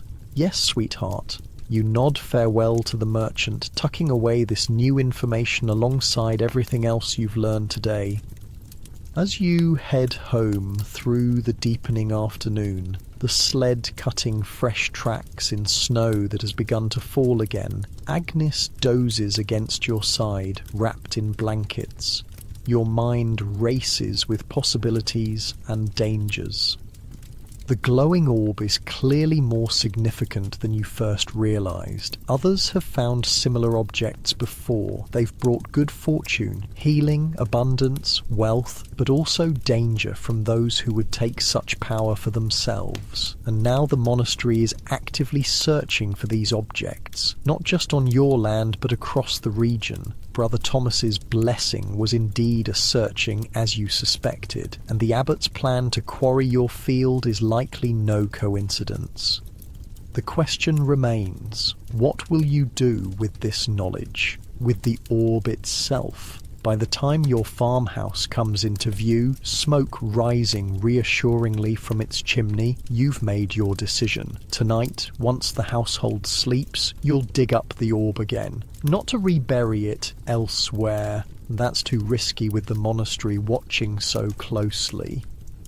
No, you'll take it out, Look at it properly. Try to understand what power it holds and how you might use it to save your farm, your family, your future. As the horse plods the final distance home, fat snowflakes catching in its mane and on Agnes's eyelashes, you wonder if this is how it began for John Thatcher and the others, with a simple decision to look more closely at something extraordinary. Did they know the risks they were taking? Did they understand how their lives would change? Probably not. But then, neither do you. All you know is that you can't surrender this chance, perhaps your only chance, to change your family's fortune. The monastery bells ring in the distance, calling the monks to evening prayer. Their sound carries across the snow-covered fields, a reminder of the power that has governed your life since birth. But perhaps, just perhaps, that power is about to shift. The house is alive with activity when you return. Eliza stokes the fire while Edward chases the farm cat around the table legs. Tom and John stamp snow from their boots by the door, their cheeks red from cold. The familiar scene of your household going about its daily business should comfort you. But your mind is too full of orbs and mysteries and warnings. You were gone a while, Eliza remarks, taking the small sack of salt from your hands. Or roads were bad, you reply, helping a sleepy Agnes remove her snow-crusted outer garments, and Father Stephen had much to say. Something in your tone must alert her. She gives you a searching look, but asks no questions, not with so many ears listening. Did you get everything? She asks instead. Salt, news, and a clear conscience for our daughter, you say with forced lightness. A successful journey. She nods, turning back to the fire where a pot of something bubbles. Good. You're just in time for dinner. The midday meal is the main one of the Tudor day. By 11 o'clock, everyone has been working for 6 hours or more and needs substantial food to continue through the afternoon. Today, it's peas pottage, dried peas simmered with whatever vegetables could be spared, and a small piece of salt pork for flavour. There's barley bread too, dark and dense, and small beer for everyone, even the children. In wealthier households, there might be several courses with roasted meats and pies and puddings, but for tenant farmers, one hearty dish that fills the belly is the best that can be managed on ordinary days. The abbot sent 3 monks to the miller's farm yesterday, Tom says, as you eat. Searching for something, Joan Miller said. Your spoon pauses halfway to your mouth. Did they find it? Tom shrugs. Joan didn't say, but they dug up part of the kitchen garden, ruined her winter kale. Why would monks dig up kale? Agnes asks, her face scrunched in confusion. They weren't looking for kale, silly, Edward says with the superiority of his 4 years. They were looking for treasure. Treasure? Agnes's eyes widen. Like gold and jewels? That's enough, Eliza says firmly. Eat your pottage before it gets cold. The children return to their food, but the adults exchange meaningful glances. The abbot's search is expanding. It's only a matter of time before they come to your farm, and not just for a symbolic blessing next time. I'll need to check the apple tree after dinner, you say carefully. Make sure that broken branch isn't going to fall on someone's head. Tom nods slightly, understanding your meaning. The chest needs to be moved again, somewhere even farther from prying eyes. The meal continues with talk of more ordinary matters, the need to repair a hole in the chicken coop, whether the remaining turnips should be stored in the root cellar or kept in the kitchen for immediate use, if the snow will last or melt before Christmas. These mundane concerns are the heartbeat of Tudor life. Weather, food, repairs, planning, an endless cycle of work broken only by church festivals and the rhythms of the agricultural year.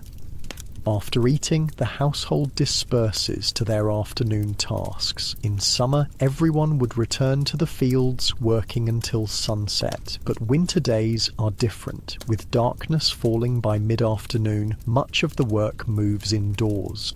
Eliza and Agnes sit by the window where the light is strongest, spinning wool into yarn, an endless task that occupies most of a Tudor woman's spare moments. Edward plays quietly with wooden animals carved by Tom during last winter's long evenings. John mends a harness, his tongue poking out of the corner of his mouth as he concentrates on pushing the thick needle through tough leather. You and Tom head outside, ostensibly to check on the animals and that broken apple tree branch. The afternoon is already fading toward dusk, the sky heavy with the promise of more snow. "We need to move it tonight," you say quietly as you feed hay to the cow. "Somewhere they won't think to look."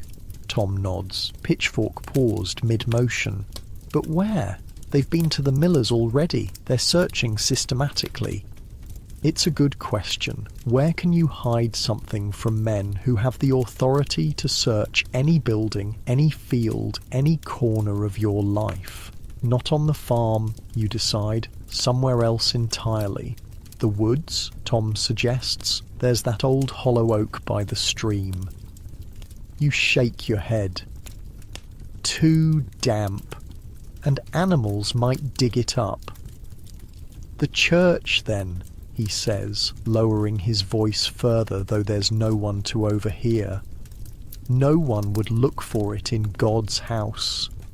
The idea has merit. Father Stephen seems sympathetic, and the monastery would be unlikely to search the village church without good reason. But hiding a potentially pagan artifact in a church feels like a deeper sacrilege than simply keeping it buried in your field.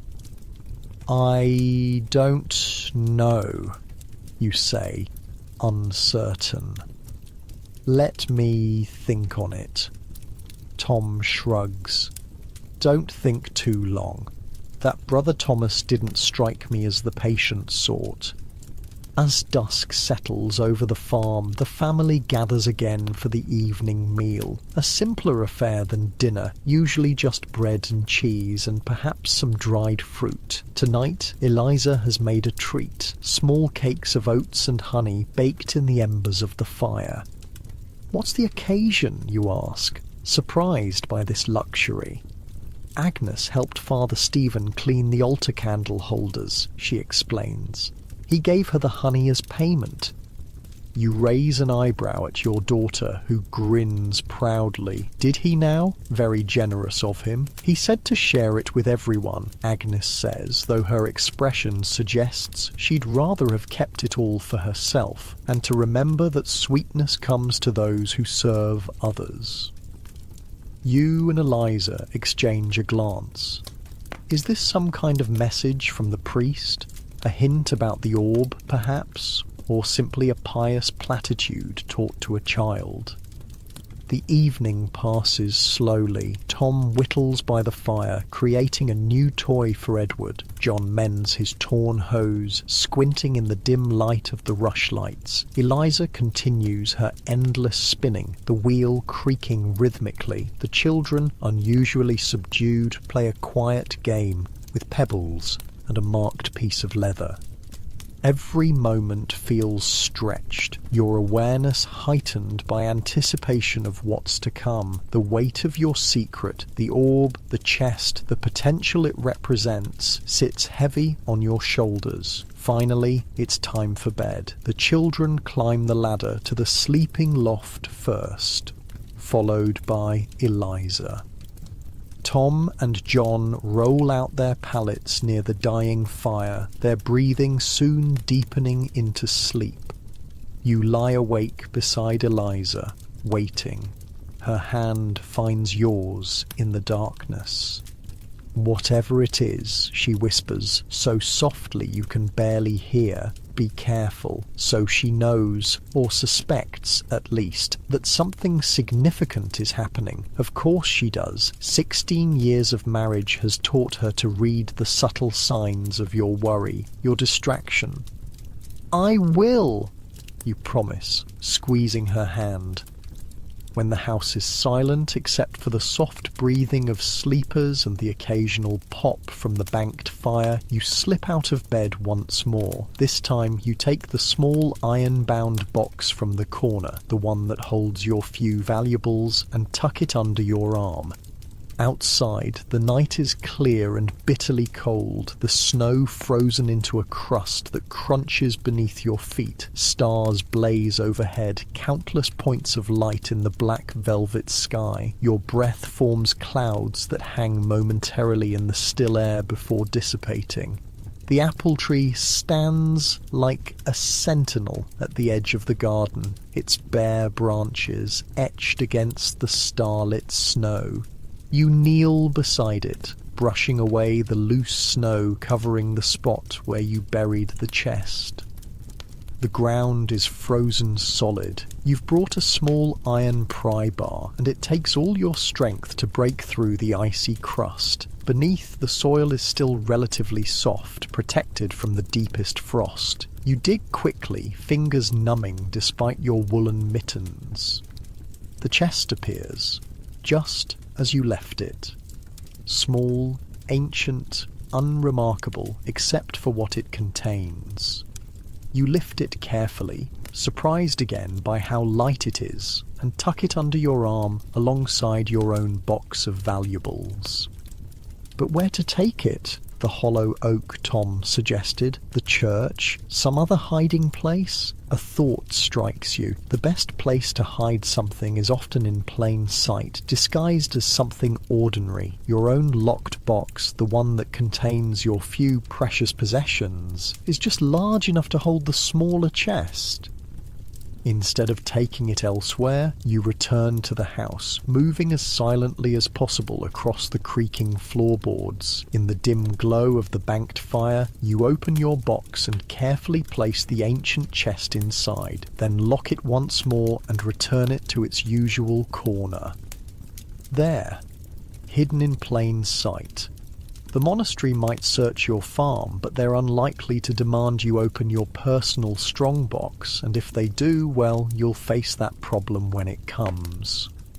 But before returning to bed, curiosity overcomes caution. You need to see the orb again to understand what you're risking everything to protect. You take the box to the far corner of the room, where a dying ember in the fire casts just enough light to see by, yet not enough to wake the sleepers. With trembling fingers, you unlock the box and remove the ancient chest. The wood is dark with age, the metal bindings green with verdigris. It looks utterly ordinary, the sort of container a Roman soldier might have used to store personal items. Nothing about its exterior suggests the marvel within. You open the lid just a crack, and immediately golden light spills out, illuminating your hands with an otherworldly glow. Glancing nervously at the sleeping forms of Tom and John, you open it just wide enough to see the orb itself. It sits nestled in what looks like velvet, though the fabric is so ancient it's impossible to be certain. Perfectly round, about the size of a large apple, it appears to be made of crystal or glass, but clearer than any you've ever seen, and from its centre radiates light, not the flickering orange-yellow of fire or the harsh white of lightning, but a warm golden glow that pulses gently like a heartbeat. Despite your fear, you find yourself reaching for it. Something about the light calls to you, invites your touch. Your fingertips brush its surface, which is neither hot nor cold, but seems to vibrate slightly, as if alive.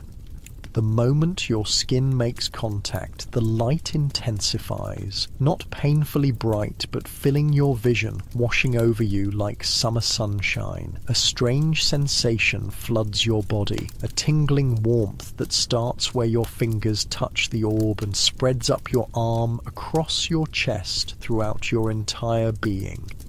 For a moment that seems both instantaneous and eternal, you feel different, lighter, as if some burden you've carried so long you'd forgotten its weight has suddenly lifted. The chronic ache in your lower back from years of bending over a plough, gone. The stiffness in your right knee from an old injury, vanished. Even your vision seems sharper, the dim corner suddenly as clear as midday. Then, as quickly as it began, the sensation fades. The light retreats back into the orb, still glowing but contained once more. You blink, disoriented, your heart pounding with a mixture of fear and exhilaration. What just happened? What is this thing? A soft sound makes you jump. Tom has shifted in his sleep, turning over on his pallet. You quickly close the chest, hiding the golden light, and return it to your box. Your hands are shaking as you lock it and replace it in the corner. Back in bed beside Eliza, you lie awake for hours, your mind racing. The sensation of wellness, of renewal, lingers in your body. You flex your right hand, the one that touched the orb, and marvel at how the joints move without the usual stiffness, how even the old scar across your palm from a scythe accident seems faded. Did the orb heal you? Is that its power, the ability to cure ailments? If so, it's worth more than gold. In a world where most illnesses go untreated, except for folk remedies and prayer, true healing is beyond price. But is it divine or demonic? A blessing or a curse? Father Stephen's warning echoes in your mind. Power draws the powerful like honey draws flies. If the abbot learns what the orb can do, he'll stop at nothing to possess it. Morning comes too soon, as always, but for the first time in years you wake without the usual chorus of aches and pains. You sit up, marvelling at how easily your body responds, how clear your head feels despite the short, troubled sleep. Eliza notices immediately. "You're moving differently," she observes as you dress. "Did something happen to your back?" "Must have slept well," you deflect, though her knowing look suggests she doesn't believe you.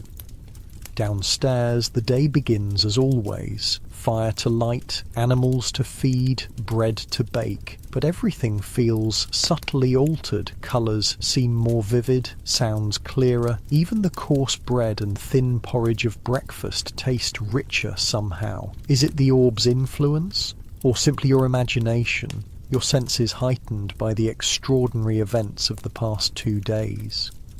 As you step outside to check on the animals, you notice something odd. Despite the frozen ground and recent snow, the apple tree, the one where you first buried the chest, has a single green bud on one branch. In December, in England, you stare at it, a chill that has nothing to do with the winter cold running down your spine. The tree is responding to the orb's presence, awakening out of season. If anyone from the monastery sees this unnatural growth. "Will," Tom's voice calls from the barn. "Come quick." You hurry over, worried about what new problem might have arisen, but Tom's face shows amazement, not alarm. "The cow," he says, gesturing inside. "Her eye, it's completely healed." Sure enough, the brown cow's infected eye, which yesterday was crusted and weeping, now looks perfectly normal. She chews her hay contentedly, showing no sign of the ailment that had threatened her health and your livelihood. "Oh, how?" Tom whispers. Eliza's poultice wasn't that powerful. You shake your head, feigning ignorance, though your mind immediately connects this miraculous recovery to the orb's golden light. God's will, you say, the standard Tudor explanation for anything unexplainable. Tom gives you a skeptical look but doesn't press the issue. Well, whatever the cause, it's good news. One less worry. Throughout the morning you notice other small changes around the farm. The chickens have laid twice their usual number of eggs. The fire burns hotter despite using less wood. Even the patch of ice that always forms by the well has melted, making water collection easier. None of these things is dramatic enough to raise alarm, to suggest witchcraft or divine intervention. They could all be coincidences or simply good fortune, but you know better. The orb's influence is spreading through your farm, bringing health and abundance, even in the dead of winter. By midday, Eliza has noticed too. She pulls you aside as you come in for dinner, her voice low to avoid the children's ears. "Something's happening," she says without preamble. "The hens, the fire, the cow's eye, even you're moving like a man half your age. There's no point denying it. She knows you too well. I found something," you admit, keeping your voice to a whisper. "In the field. Something valuable." Her eyes widen slightly. "The chest Tom was talking about." So she overheard. Of course she did. In a small Tudor house, privacy is almost impossible. "Yes," you confirm, "but it's not what we thought. Not coins or jewellery." "What then?" "How do you explain a glowing orb of unknown origin and power? It sounds like madness, like witchcraft, like the kind of talk that gets people burned. It's difficult to describe," you hedge, "but I think it's helpful. To us. To the farm." Eliza studies your face, searching for truth.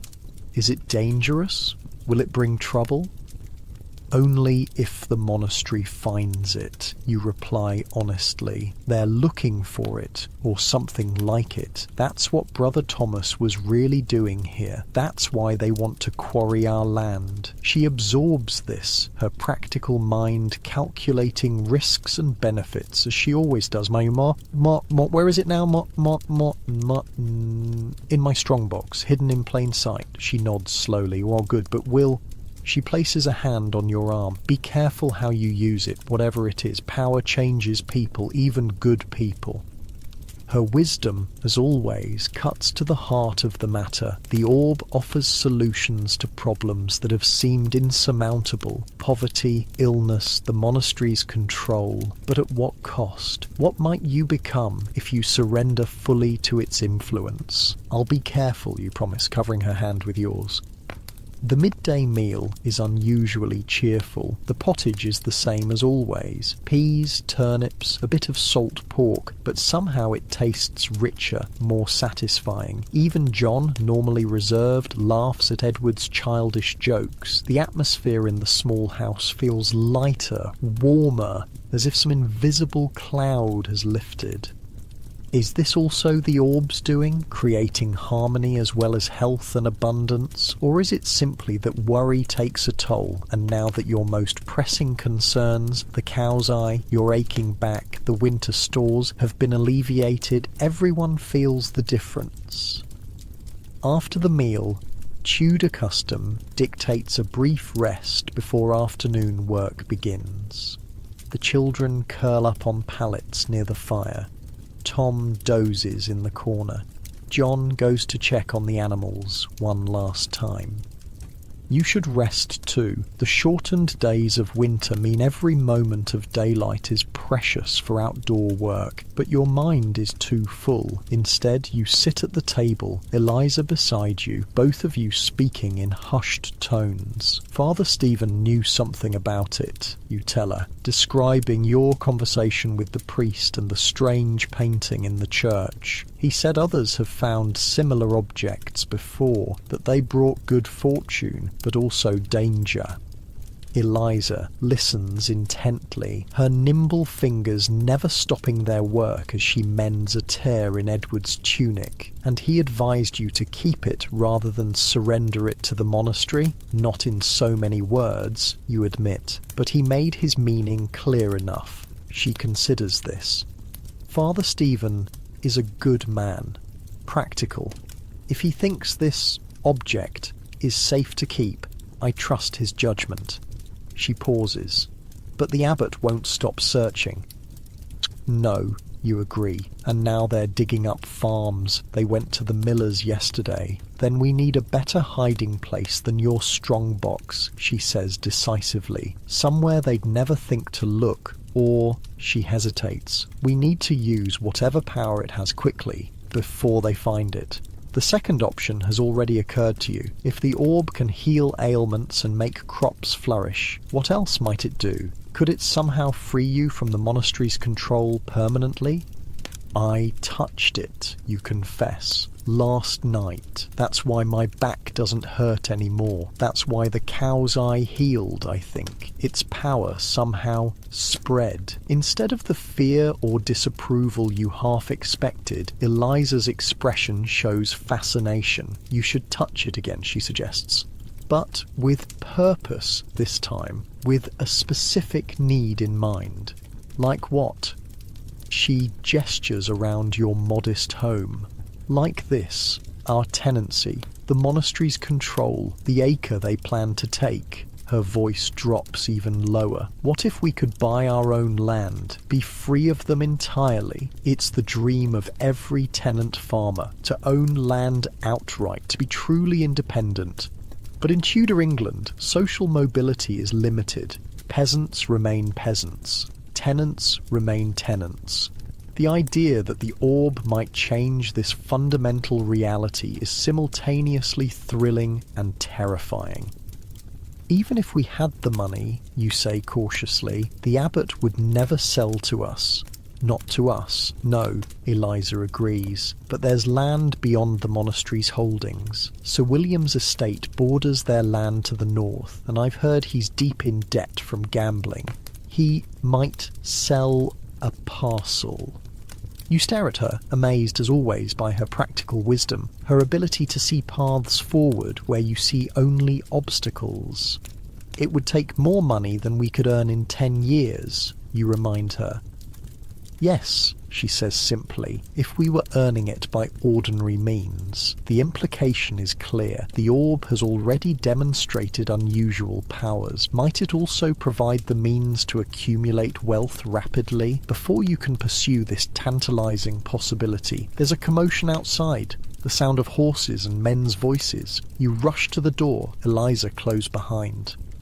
3 riders enter your yard, monastery servants by their dress, though not monks themselves. Behind them comes a cart drawn by a sturdy horse, empty except for shovels and pickaxes. Master Fletcher calls the lead rider, a thin man with a scar across one cheek. "That's me," you reply, stepping forward while signalling Eliza to go back inside. Whatever this is, you don't want her involved. "The abbot sends his compliments," the man says, without dismounting. "We've come to survey the southeast acre for quarrying. Your blood runs cold." Survey? But the abbot said the work wouldn't begin until after Candlemas. The man shrugs. "Plans change. We're to mark the boundaries today and begin exploratory digging tomorrow." Tomorrow. Not 3 months from now, as promised. But tomorrow. Your mind races. Is this because Brother Thomas sensed something during his blessing? Have they somehow learned about the orb? "The ground's frozen solid," you protest. "You'll break your picks on it." "Not our concern," the man replies indifferently. "We have our orders."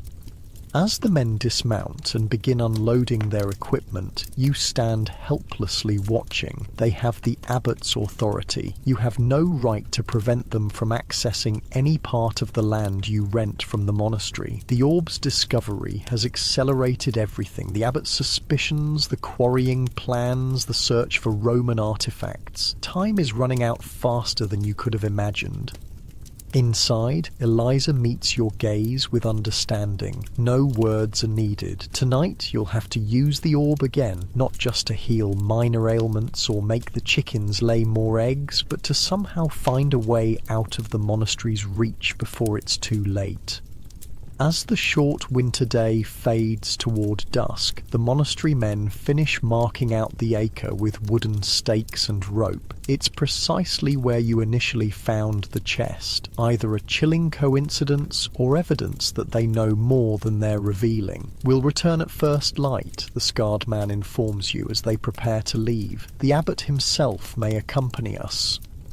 You nod, not trusting yourself to speak without revealing your fear and anger. They mount their horses and depart, the empty cart rattling behind them over the frozen ruts of the track. Tom joins you, watching them disappear into the gathering darkness.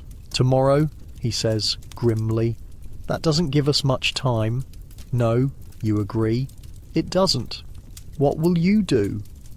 You consider your limited options. Run? Where to, with winter setting in and a family to support? Fight against the monastery's authority, backed by law and custom? Hide the orb somewhere else? They'll just keep searching until they find it. There's only one path forward, though it terrifies you. You must use the orb's power, fully, deliberately, with clear intent. You must ask it for what you truly need. Freedom from the monastery's control. "I'm going to solve this," you tell Tom. "Tonight." He studies your face, then nods slowly. "You're going to use it, aren't you? The thing in the chest." "Yes." "Is that wise?" "We don't know what it is, where it came from." "We know it heals," you counter. "We know it brings abundance. What harm has it done so far?" Tom doesn't look convinced. "Power always has a price, Will. Always." It's almost the same warning Eliza gave, almost the same warning Father Stephen implied. Yet what choice do you have? The monastery men are coming tomorrow. The abbot himself may accompany. Between 1929 and 1933, roughly 25% of all Americans lost their jobs, over 9,000 banks collapsed, and entire nations fell into economic ruin from a financial disaster that spread like wildfire across continents. The crash was swift and merciless, but for those caught in its grip, life somehow continued in the shadow of economic devastation. Here's what life was really like during the Great Depression. Hey, quick thing before we start. If you actually listen to these regularly, hit like or subscribe. I always wonder where everyone's at, so comment your city and what time it is. Weird to think some of you are having breakfast in London while I'm recording this at night here in the States. Alright, tonight it's the Great Depression. But before we go anywhere, get comfortable. Seriously. Adjust those pillows. Pull up that blanket. Because where we're going, you're going to want to be cozy. Your eyes snap open to darkness. The room is ice cold. October in New York, 1929, and coal for heating is already being rationed in your building. Your stomach growls painfully, not like the mild hunger when you skip lunch. This is day 3 without a proper meal hunger, the kind that makes your body literally start to consume itself. You're not sleeping on the street, not yet, but the mattress beneath you is thin and lumpy, nothing like your comfortable bed right now. Your apartment is small, but it's shelter. For how much longer though? That's the question keeping you up at night. 3 days ago you had a decent job at a factory. 3 days ago you had savings. 3 days ago the stock market was riding high and America was prosperous. Then came Black Thursday. The thing about economic disasters is they happen in slow motion and all at once. It's like watching a train wreck from inside the train. For years, people had been pouring money into stocks, borrowing cash to buy more stocks, using those stocks as collateral to borrow even more. It was basically a nationwide pyramid scheme, and on October 24th, 1929, the whole thing came crashing down. Extra, extra. The paperboy's voice cuts through the morning fog as you walk to the employment office. Stock market collapses, worst crash in history. You remember yesterday's scenes outside the New York Stock Exchange, men in expensive suits with blank expressions. The wealthy jumping from buildings isn't just a myth, it actually happened. Not in the numbers people imagine, but enough that ambulance crews were kept busy scraping the remains of once wealthy brokers off the pavement. Did you hear about George? One man whispers to another in the growing unemployment line. Lost everything. His wife found him in the garage with the car running. At least he had a car, the other man replies. The unemployment office is chaos. Hundreds of people, maybe thousands, all fighting for the same few jobs. The man behind the counter looks exhausted, his eyes bloodshot. Nothing today, he tells you without looking up. Try again tomorrow. But tomorrow will be the same, and the day after, and the day after that. Wait, I need you to understand what this actually felt like. This wasn't just a bad day in the stock market. This was the entire economic system of the United States, the richest country on earth, completely collapsing. Imagine every financial certainty in your life vanishing overnight. The market will recover, the newspapers say. President Herbert Hoover makes reassuring statements. Prosperity is just around the corner, but you're not stupid. You can see the truth with your own eyes. On your way home, you pass a bank. There's a crowd outside, growing larger by the minute. People pounding on the locked doors, some crying, others shouting. A bank run. When people lose faith in banks, they all rush to withdraw their money at once. But here's the thing about banks in 1929. They don't keep all your money on hand. They lend it out. So when everyone wants their cash at the same time, the bank fails. They can't just keep our money, a woman screams, her face red with anger. That's my life savings in there. But they can, and they did. Between 1930 and 1933, nearly half of all American banks failed. If your money was in one of them, it was just gone. No FDIC insurance, no government bailout, just gone. You know what's really wild? Before the crash, the economy seemed unstoppable. The roaring 20s were exactly that. Roaring with excess, jazz, illegal booze during Prohibition, and money that seemed to multiply like magic in the stock market. 10 grand, your neighbor had boasted last month. Started with just $500 last year. The market only goes up, friend. Only goes up. He jumped from his 10th floor apartment 2 days after the crash. By evening, you're back in your apartment, counting the money you have left. $6.17. The rent is due in a week. $5. That leaves $1 and change for food to last, well, until you find work, whenever that might be. You think about your parents back in Chicago. Could you move back home? The thought makes your stomach twist with shame. 30 years old and crawling back to your parents, but shame doesn't fill an empty stomach. On the street below, a commotion draws you to the window. A family is being evicted, their furniture, clothes, and personal belongings thrown carelessly onto the sidewalk. The mother is crying, clutching a baby to her chest. The father stands motionless, his expression blank with shock.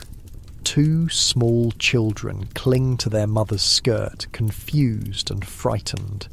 This scene is playing out all across America. By 1932, thousands of families will be evicted every day in major cities. The next morning, you join what people are starting to call a bread line. Hundreds of people waiting for free soup and a piece of bread from a charity kitchen. The line stretches around the block. You take your place at the end, swallowing your pride. This is survival now. "First time?" asks the man in front of you, not unkindly. You nod. "You'll get used to it," he says. "Was a bank manager myself before all this. Now look at me." He gestures to his threadbare coat and worn shoes. That's the thing about the Depression that's hard to understand now. It wasn't just the poor who suffered. The middle class was decimated. People who thought they were secure, professionals, managers, skilled workers, suddenly found themselves destitute. The thing is, the former bank manager continues, nobody's immune. I had customers, millionaires on paper, who lost everything in a day. One fella came in to withdraw $1 million. By the time we closed that afternoon, his stocks weren't worth the paper they were printed on. The soup, when you finally get it after 3 hours of waiting, is thin and flavourless. The bread is stale, but it's food. You wolf it down, trying not to think about when you'll eat again. Back in your apartment, you turn on the radio, one luxury you've maintained. President Hoover is speaking, assuring the nation that the economy is fundamentally sound, that prosperity will return. He's full of shit, says your neighbour through the thin wall. Sorry for the language, he adds, probably remembering your shared wall. No, you're right, you call back. This casual conversation through the wall has become your main social interaction. Got any coffee? He asks. Just the grounds from yesterday, already used them twice. Bring 'em over, I'll show you how to get a third cup out of them. And this is how people survived. Sharing, stretching, making do. Coffee grounds used multiple times. Soup made from ketchup and hot water. Clothing mended and remended until the original fabric was more patch than garment. The crazy part, the stores were full of food. The problem wasn't supply. It was that people had no money to buy anything. Farmers were destroying crops because prices had fallen so low it wasn't worth bringing them to market, while people in cities were starving. In Iowa, farmers poured milk onto highways rather than sell it for pennies. In California, oranges rotted in vast piles while children in New York developed diseases from malnutrition. It's one of history's cruelest ironies, starvation amidst plenty. The next day brings rumours that the stock market is recovering. People are hopeful again. Maybe this will all blow over quickly. Maybe Hoover is right about prosperity being just around the corner. You hear of a factory across town that might be hiring. You spend your precious pennies on a trolley fare, only to find hundreds of men already waiting when you arrive. Some have been there since dawn. They're taking applications, one man tells you, but they've got 20 spots and there must be 500 of us here. You wait anyway. What choice do you have? By noon, a factory foreman comes out. No more jobs today, he shouts. Try again next week. The crowd's disappointment is palpable, a wave of despair washing over hundreds of faces. Men turn away, shoulders slumped, shuffling back to wherever they came from. But one man doesn't move. That's it? He shouts. We wait all morning and that's it? The foreman ignores him, turning to go back inside. My kids are hungry, the man screams, his voice breaking. My kids haven't eaten in 2 days. Other men join in now, their voices rising in anger and desperation. For a moment, it feels like the crowd might rush the factory gates. There's a dangerous energy building, the kind that precedes violence. You back away. You've heard about riots breaking out in other cities, hungry, desperate people looting grocery stores and warehouses. You don't want to be part of that, but you understand it now. Hunger does things to people. It strips away civilization, reduces humans to their most basic instincts. Your own empty stomach has been teaching you this lesson. You find yourself walking past neighbourhoods you'd never normally enter, the wealthy areas, the homes with lights still on, cars still in driveways, smoke still curling from chimneys, the people who survived the crash, or even profited from it, buying stocks at rock-bottom prices. The divide between rich and poor existed before the crash, but now it's a canyon, gaping and impossible to ignore. Here's something wild about economic depressions. They're not equal opportunity disasters. While millions were plunged into poverty, others barely noticed. The truly wealthy, old money, not the nouveau riche who gambled everything on stocks, continued much as before. Their servants might have accepted lower wages, their portfolios might have taken a hit, but they weren't standing in bread lines. Walking back to your apartment, you pass a Hooverville, one of the shanty towns springing up in cities across America, named mockingly after the president who seemed unable or unwilling to address the crisis. Makeshift shelters cobbled together from scrap wood, cardboard, tin sheets. Whatever people could find. Entire families living in conditions you wouldn't keep animals in. You wonder how many of those people had normal lives just weeks ago. Two children play in the dirt outside one of the shacks using sticks and rocks as toys. They're thin, their clothes dirty and too small, but they're laughing. Children adapt. Somehow they find joy even in the darkest circumstances. The next morning brings news that reverberates through the city like a thunderclap. The stock market, which had been recovering slightly, has crashed again. Any hope of a quick resolution to the crisis vanishes. You think about that neighbour who boasted of his market gains, the one who jumped. You understand him better now. A week passes, your rent comes due. The landlord, a man named Gianelli, who's always been fair in the past, knocks on your door. "I know things are tough," he says, not meeting your eyes. "But I got the bank breathing down my neck. If I don't collect, I lose the building." You hand over your $5, leaving yourself with just over $1 for how long? You don't know. "Thanks," he says, pocketing the money. Then, unexpectedly, he pulls out a paper bag. "My wife made extra stew, said to give it to you." The simple kindness brings tears to your eyes. You're too choked up to speak, so you just nod your thanks. That night, as you savour each bite of the stew, actual meat, vegetables, flavour, you listen to the radio. The news is spreading beyond America now. The economic disaster isn't contained. It's jumping borders, crossing oceans. In Germany, already struggling under the weight of war reparations from the Treaty of Versailles, banks are failing. In Britain, unemployment is soaring. The global economy is interconnected in ways people barely understood until it all began to unravel. You think about your job at the factory, making parts that were shipped overseas. The factory closed because orders dried up. Those orders dried up because companies in other countries were failing. Those companies were failing because their customers had no money. And round it goes, a perfect circle of economic destruction. The stew is gone too quickly. You use bread to wipe the bowl clean, not wasting a drop. Then you lie back on your bed, staring at the ceiling, wondering what tomorrow will bring. Outside, the city that never sleeps has taken on a different rhythm. Not the frenetic energy of prosperity, but the restless stirring of worry, of hunger, of fear. In just a few short weeks, the world has changed completely, and the depression is only just beginning.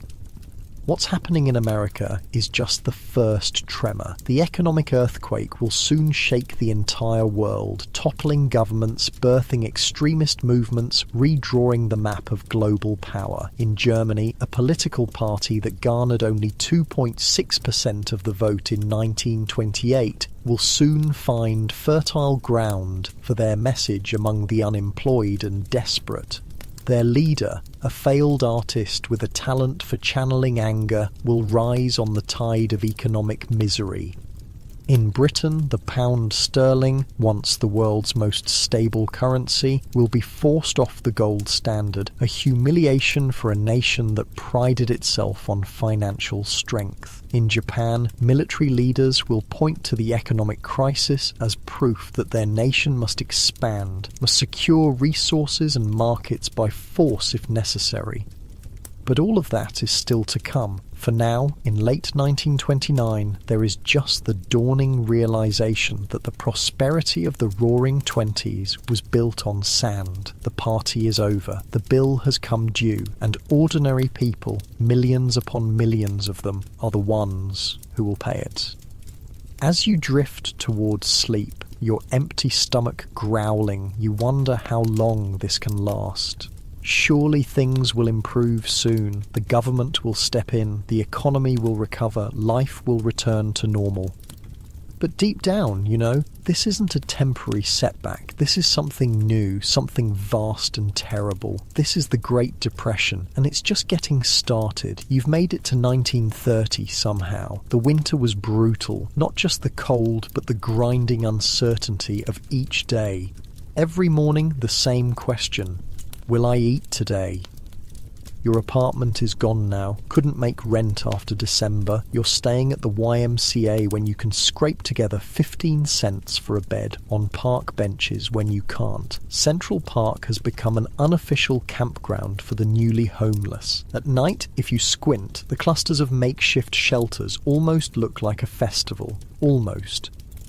"Morning, Professor," says Joe, nodding as you emerge from your spot beneath a cluster of pine trees. Joe was a construction worker before the crash. Now he's the unofficial mayor of this section of the park. He calls everyone Professor, regardless of their former occupation. "Any leads today?" you ask, stretching your stiff limbs. "Heard they're hiring at the docks. Just day labour, but it's something." You nod your thanks and head toward the harbour. The docks are always worth checking, though the competition for work is fierce. 500 men might show up for 20 spots unloading cargo, if there's even cargo to unload. International trade is drying up fast. The scene at the docks is exactly as you expected, a sea of desperate men. Some have been dockhands all their lives, their bodies shaped by years of lifting and hauling. Others, like you, are newcomers to this world, former office workers and shopkeepers. The foreman appears at 6 sharp. "Need 20 today," he shouts above the murmur of the crowd. The press of bodies is immediate, everyone surging forward. You're caught in the middle, pushed and pulled. Someone's elbow catches your ribs. Another man steps on your foot, but you keep moving forward. The foreman points randomly. You. Each man selected quickly steps aside, relief washing over their faces. By some miracle, you're chosen. Maybe it's because you've managed to keep your clothes relatively clean. Maybe it's just dumb luck. Either way, you're working today. The work is brutal, unloading crates from a ship that's come in from South America. Coffee mostly. The irony isn't lost on you. You haven't tasted real coffee in months, making do with reused grounds or chicory substitutes. Now you're handling crates of the stuff, worth more than you'll earn in a month. "Slow boat," comments one of the veteran dockhands during a rare break. "Usually 3 ships a week from Brazil, now maybe 1. "Why's that?" you ask, gulping water from a communal bucket. "Tariffs," he spits. "Goddamn smoot, Hawley. President signed it last month, raised taxes on imports to protect American jobs. But you know what happens when we tax their goods? They tax ours back," you reply. "Bingo, Professor." He doesn't know Joe calls you that too. "So now nobody's buying, nobody's selling, and we're all screwed 6 ways from Sunday." The Smoot-Hawley tariff. You'd read about it in the papers. Over 1,000 economists had signed a petition begging President Hoover not to sign it. But Congress pushed it through and Hoover caved. Now international trade, already wounded by the crash, was being strangled by protectionist policies. By noon, your back is screaming and your hands are raw, but you've earned $1, a whole dollar for 6 hours of back-breaking labour. 5 years ago, you'd have scoffed at such wages. Today, it feels like winning the lottery. Same time tomorrow? You ask the foreman as he hands you your pay. He shakes his head. Ships unloaded, nothing else scheduled this week. And just like that, you're unemployed again. You use a nickel to ride the subway uptown, not towards Central Park, but to Grand Central Station. You've made a decision. New York is dying. Time to try somewhere else. The station is both busy and eerily quiet. People move with purpose, but there's a hushed quality, as if everyone's afraid to make too much noise. The giant departures board clacks as it updates. You scan for the cheapest destinations. Chicago? Your parents are there, but the shame of returning home is still too much. Cleveland, Pittsburgh, more industrial cities, probably suffering just as much as New York. Then you see it, Kansas City, the heart of farming country. Surely farmers are still doing okay. People always need to eat, right? And the ticket is just $8.75. You can almost afford it with your day's wages. You approach the ticket counter. "When's the next train to Kansas City?" "8:15 tonight," says the bored-looking clerk. "I'll take it." You count out your money carefully, almost all of your dollar from today, plus most of your meager savings. You're left with 45 cents to your name, but you have a ticket out. The train is crowded, mostly with people leaving the city rather than coming to it. You find a seat next to an elderly man reading a newspaper. "Heading west?" he asks, folding his paper. "Kansas City," you reply. "Thought I might find work on the farms." He gives you a look that's half pity, half amusement. "Might want to rethink that plan, son." He hands you his newspaper, folded to show a headline, "Dust storms ravage plains, crops destroyed." The article describes apocalyptic scenes across Kansas, Oklahoma, Texas. Years of over-farming combined with drought have turned the topsoil to dust. Massive clouds of it sweeping across the plains, burying farms and towns. "Been farming outside Wichita for 40 years, the old man says. "Never seen anything like it. Dust gets into everything. Your clothes, your food, your lungs. Can't grow a damn thing. So why are you going back?" you ask. "It's still home," he says simply. "Where else would I go?" You stare out the window as the train rumbles west, watching America roll by. The countryside should be beautiful in June, but instead it looks tired, neglected. Abandoned cars rust by the roadside. Farms sit empty, fields untended. You fall asleep eventually, lulled by the rhythm of the train. When you wake, the landscape has changed. Flatter now, the Great Plains stretching to the horizon, but the sky has a strange colour, brownish, hazy. "Dust," says your companion, noticing your confused expression. "We're getting close." Kansas City, when you arrive, is coated in a fine layer of brown. It's on the buildings, the streets, the few cars that move slowly through the haze. People wear bandanas over their faces as they walk. Some have goggles to protect their eyes. You pull your shirt up over your nose as you step off the train. The dust immediately coats your tongue, gritty and dry. "Oh, first time in dust country?" asks a porter, noticing your reaction. You get used to it, or you leave. Your plan to find farm work is clearly dead on arrival. If farmers can't even grow crops, they sure as hell aren't hiring. But you're here now with 45 cents and no return ticket. The porter seems to read your mind. "If you're looking for work, try the rail yards. They're always needing men to clean the engines. Dust gets in the machinery."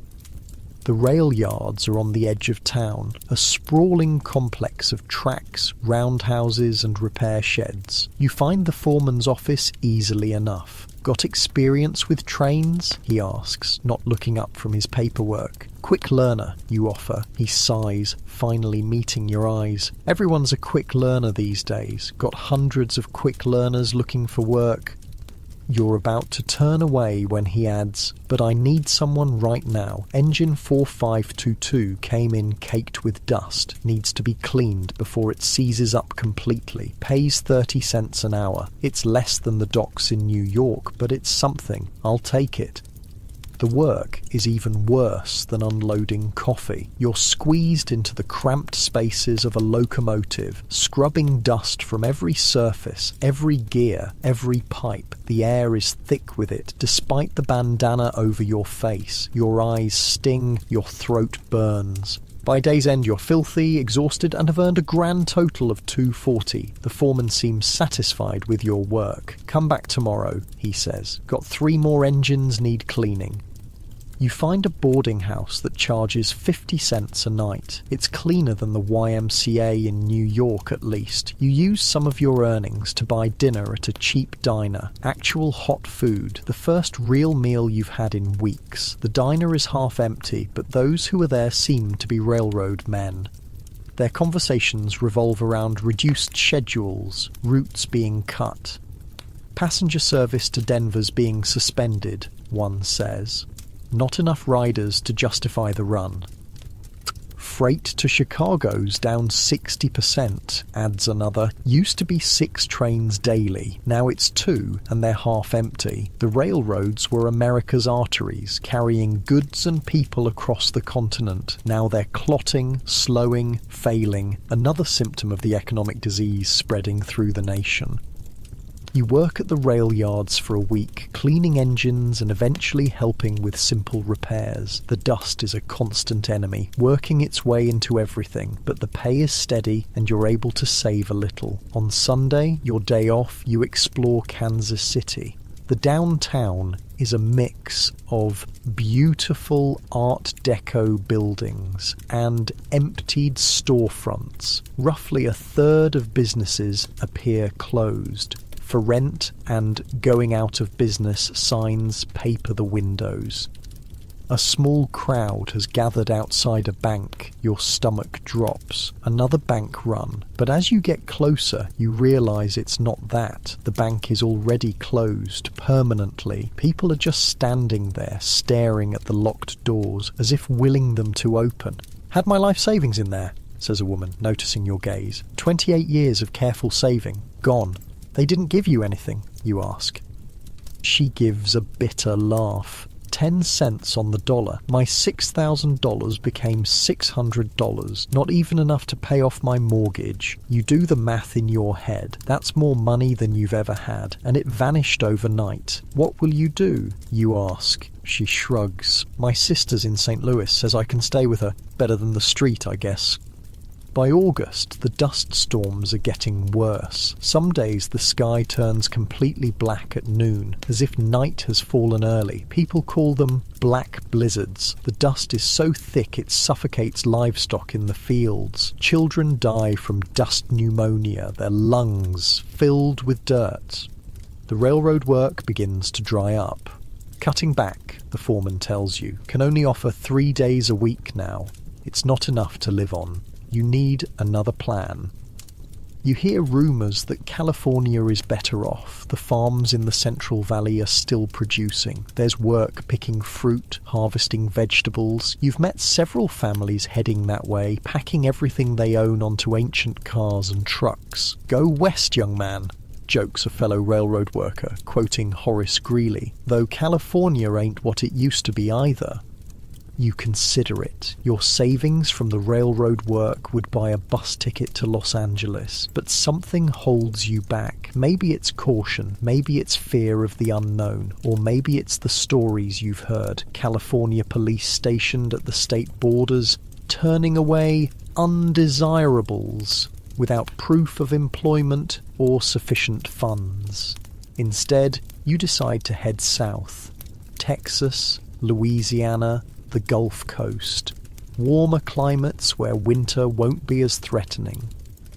The bus ride to Houston takes 2 days. You arrive with sore muscles and 632 to your name. The city is bustling compared to Kansas City. The oil industry has cushioned the blow somewhat, though even here the depression's effects are visible. You find work at the docks again.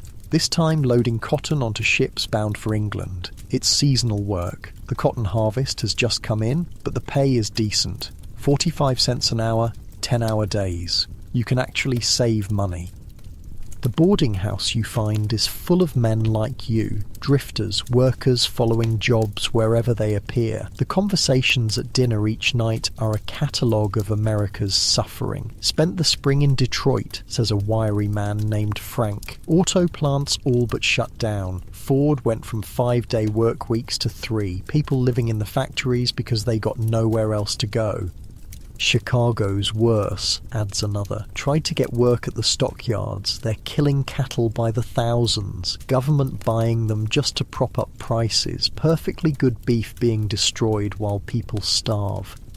A pattern emerges in these stories, the disconnect between abundance and scarcity, farmers ploughing under crops they can't sell while city dwellers go hungry, factories sitting idle while their products are desperately needed, money concentrated in banks and corporate coffers while ordinary people have none. One night, a new arrival joins the dinner table. His name is Klaus, a German immigrant who'd been working as an engineer in Pennsylvania until the steel mills closed.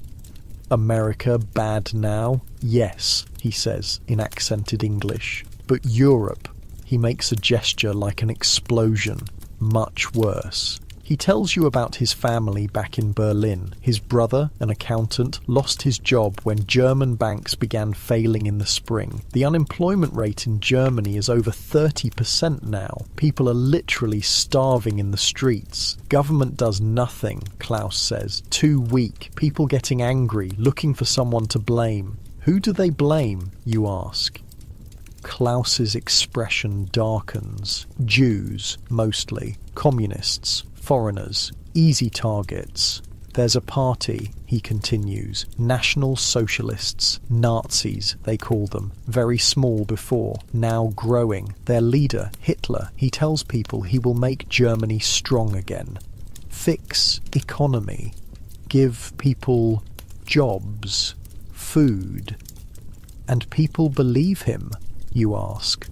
Klaus nods grimly. When you are hungry, when your children cry from empty stomachs, you believe anyone who promises food.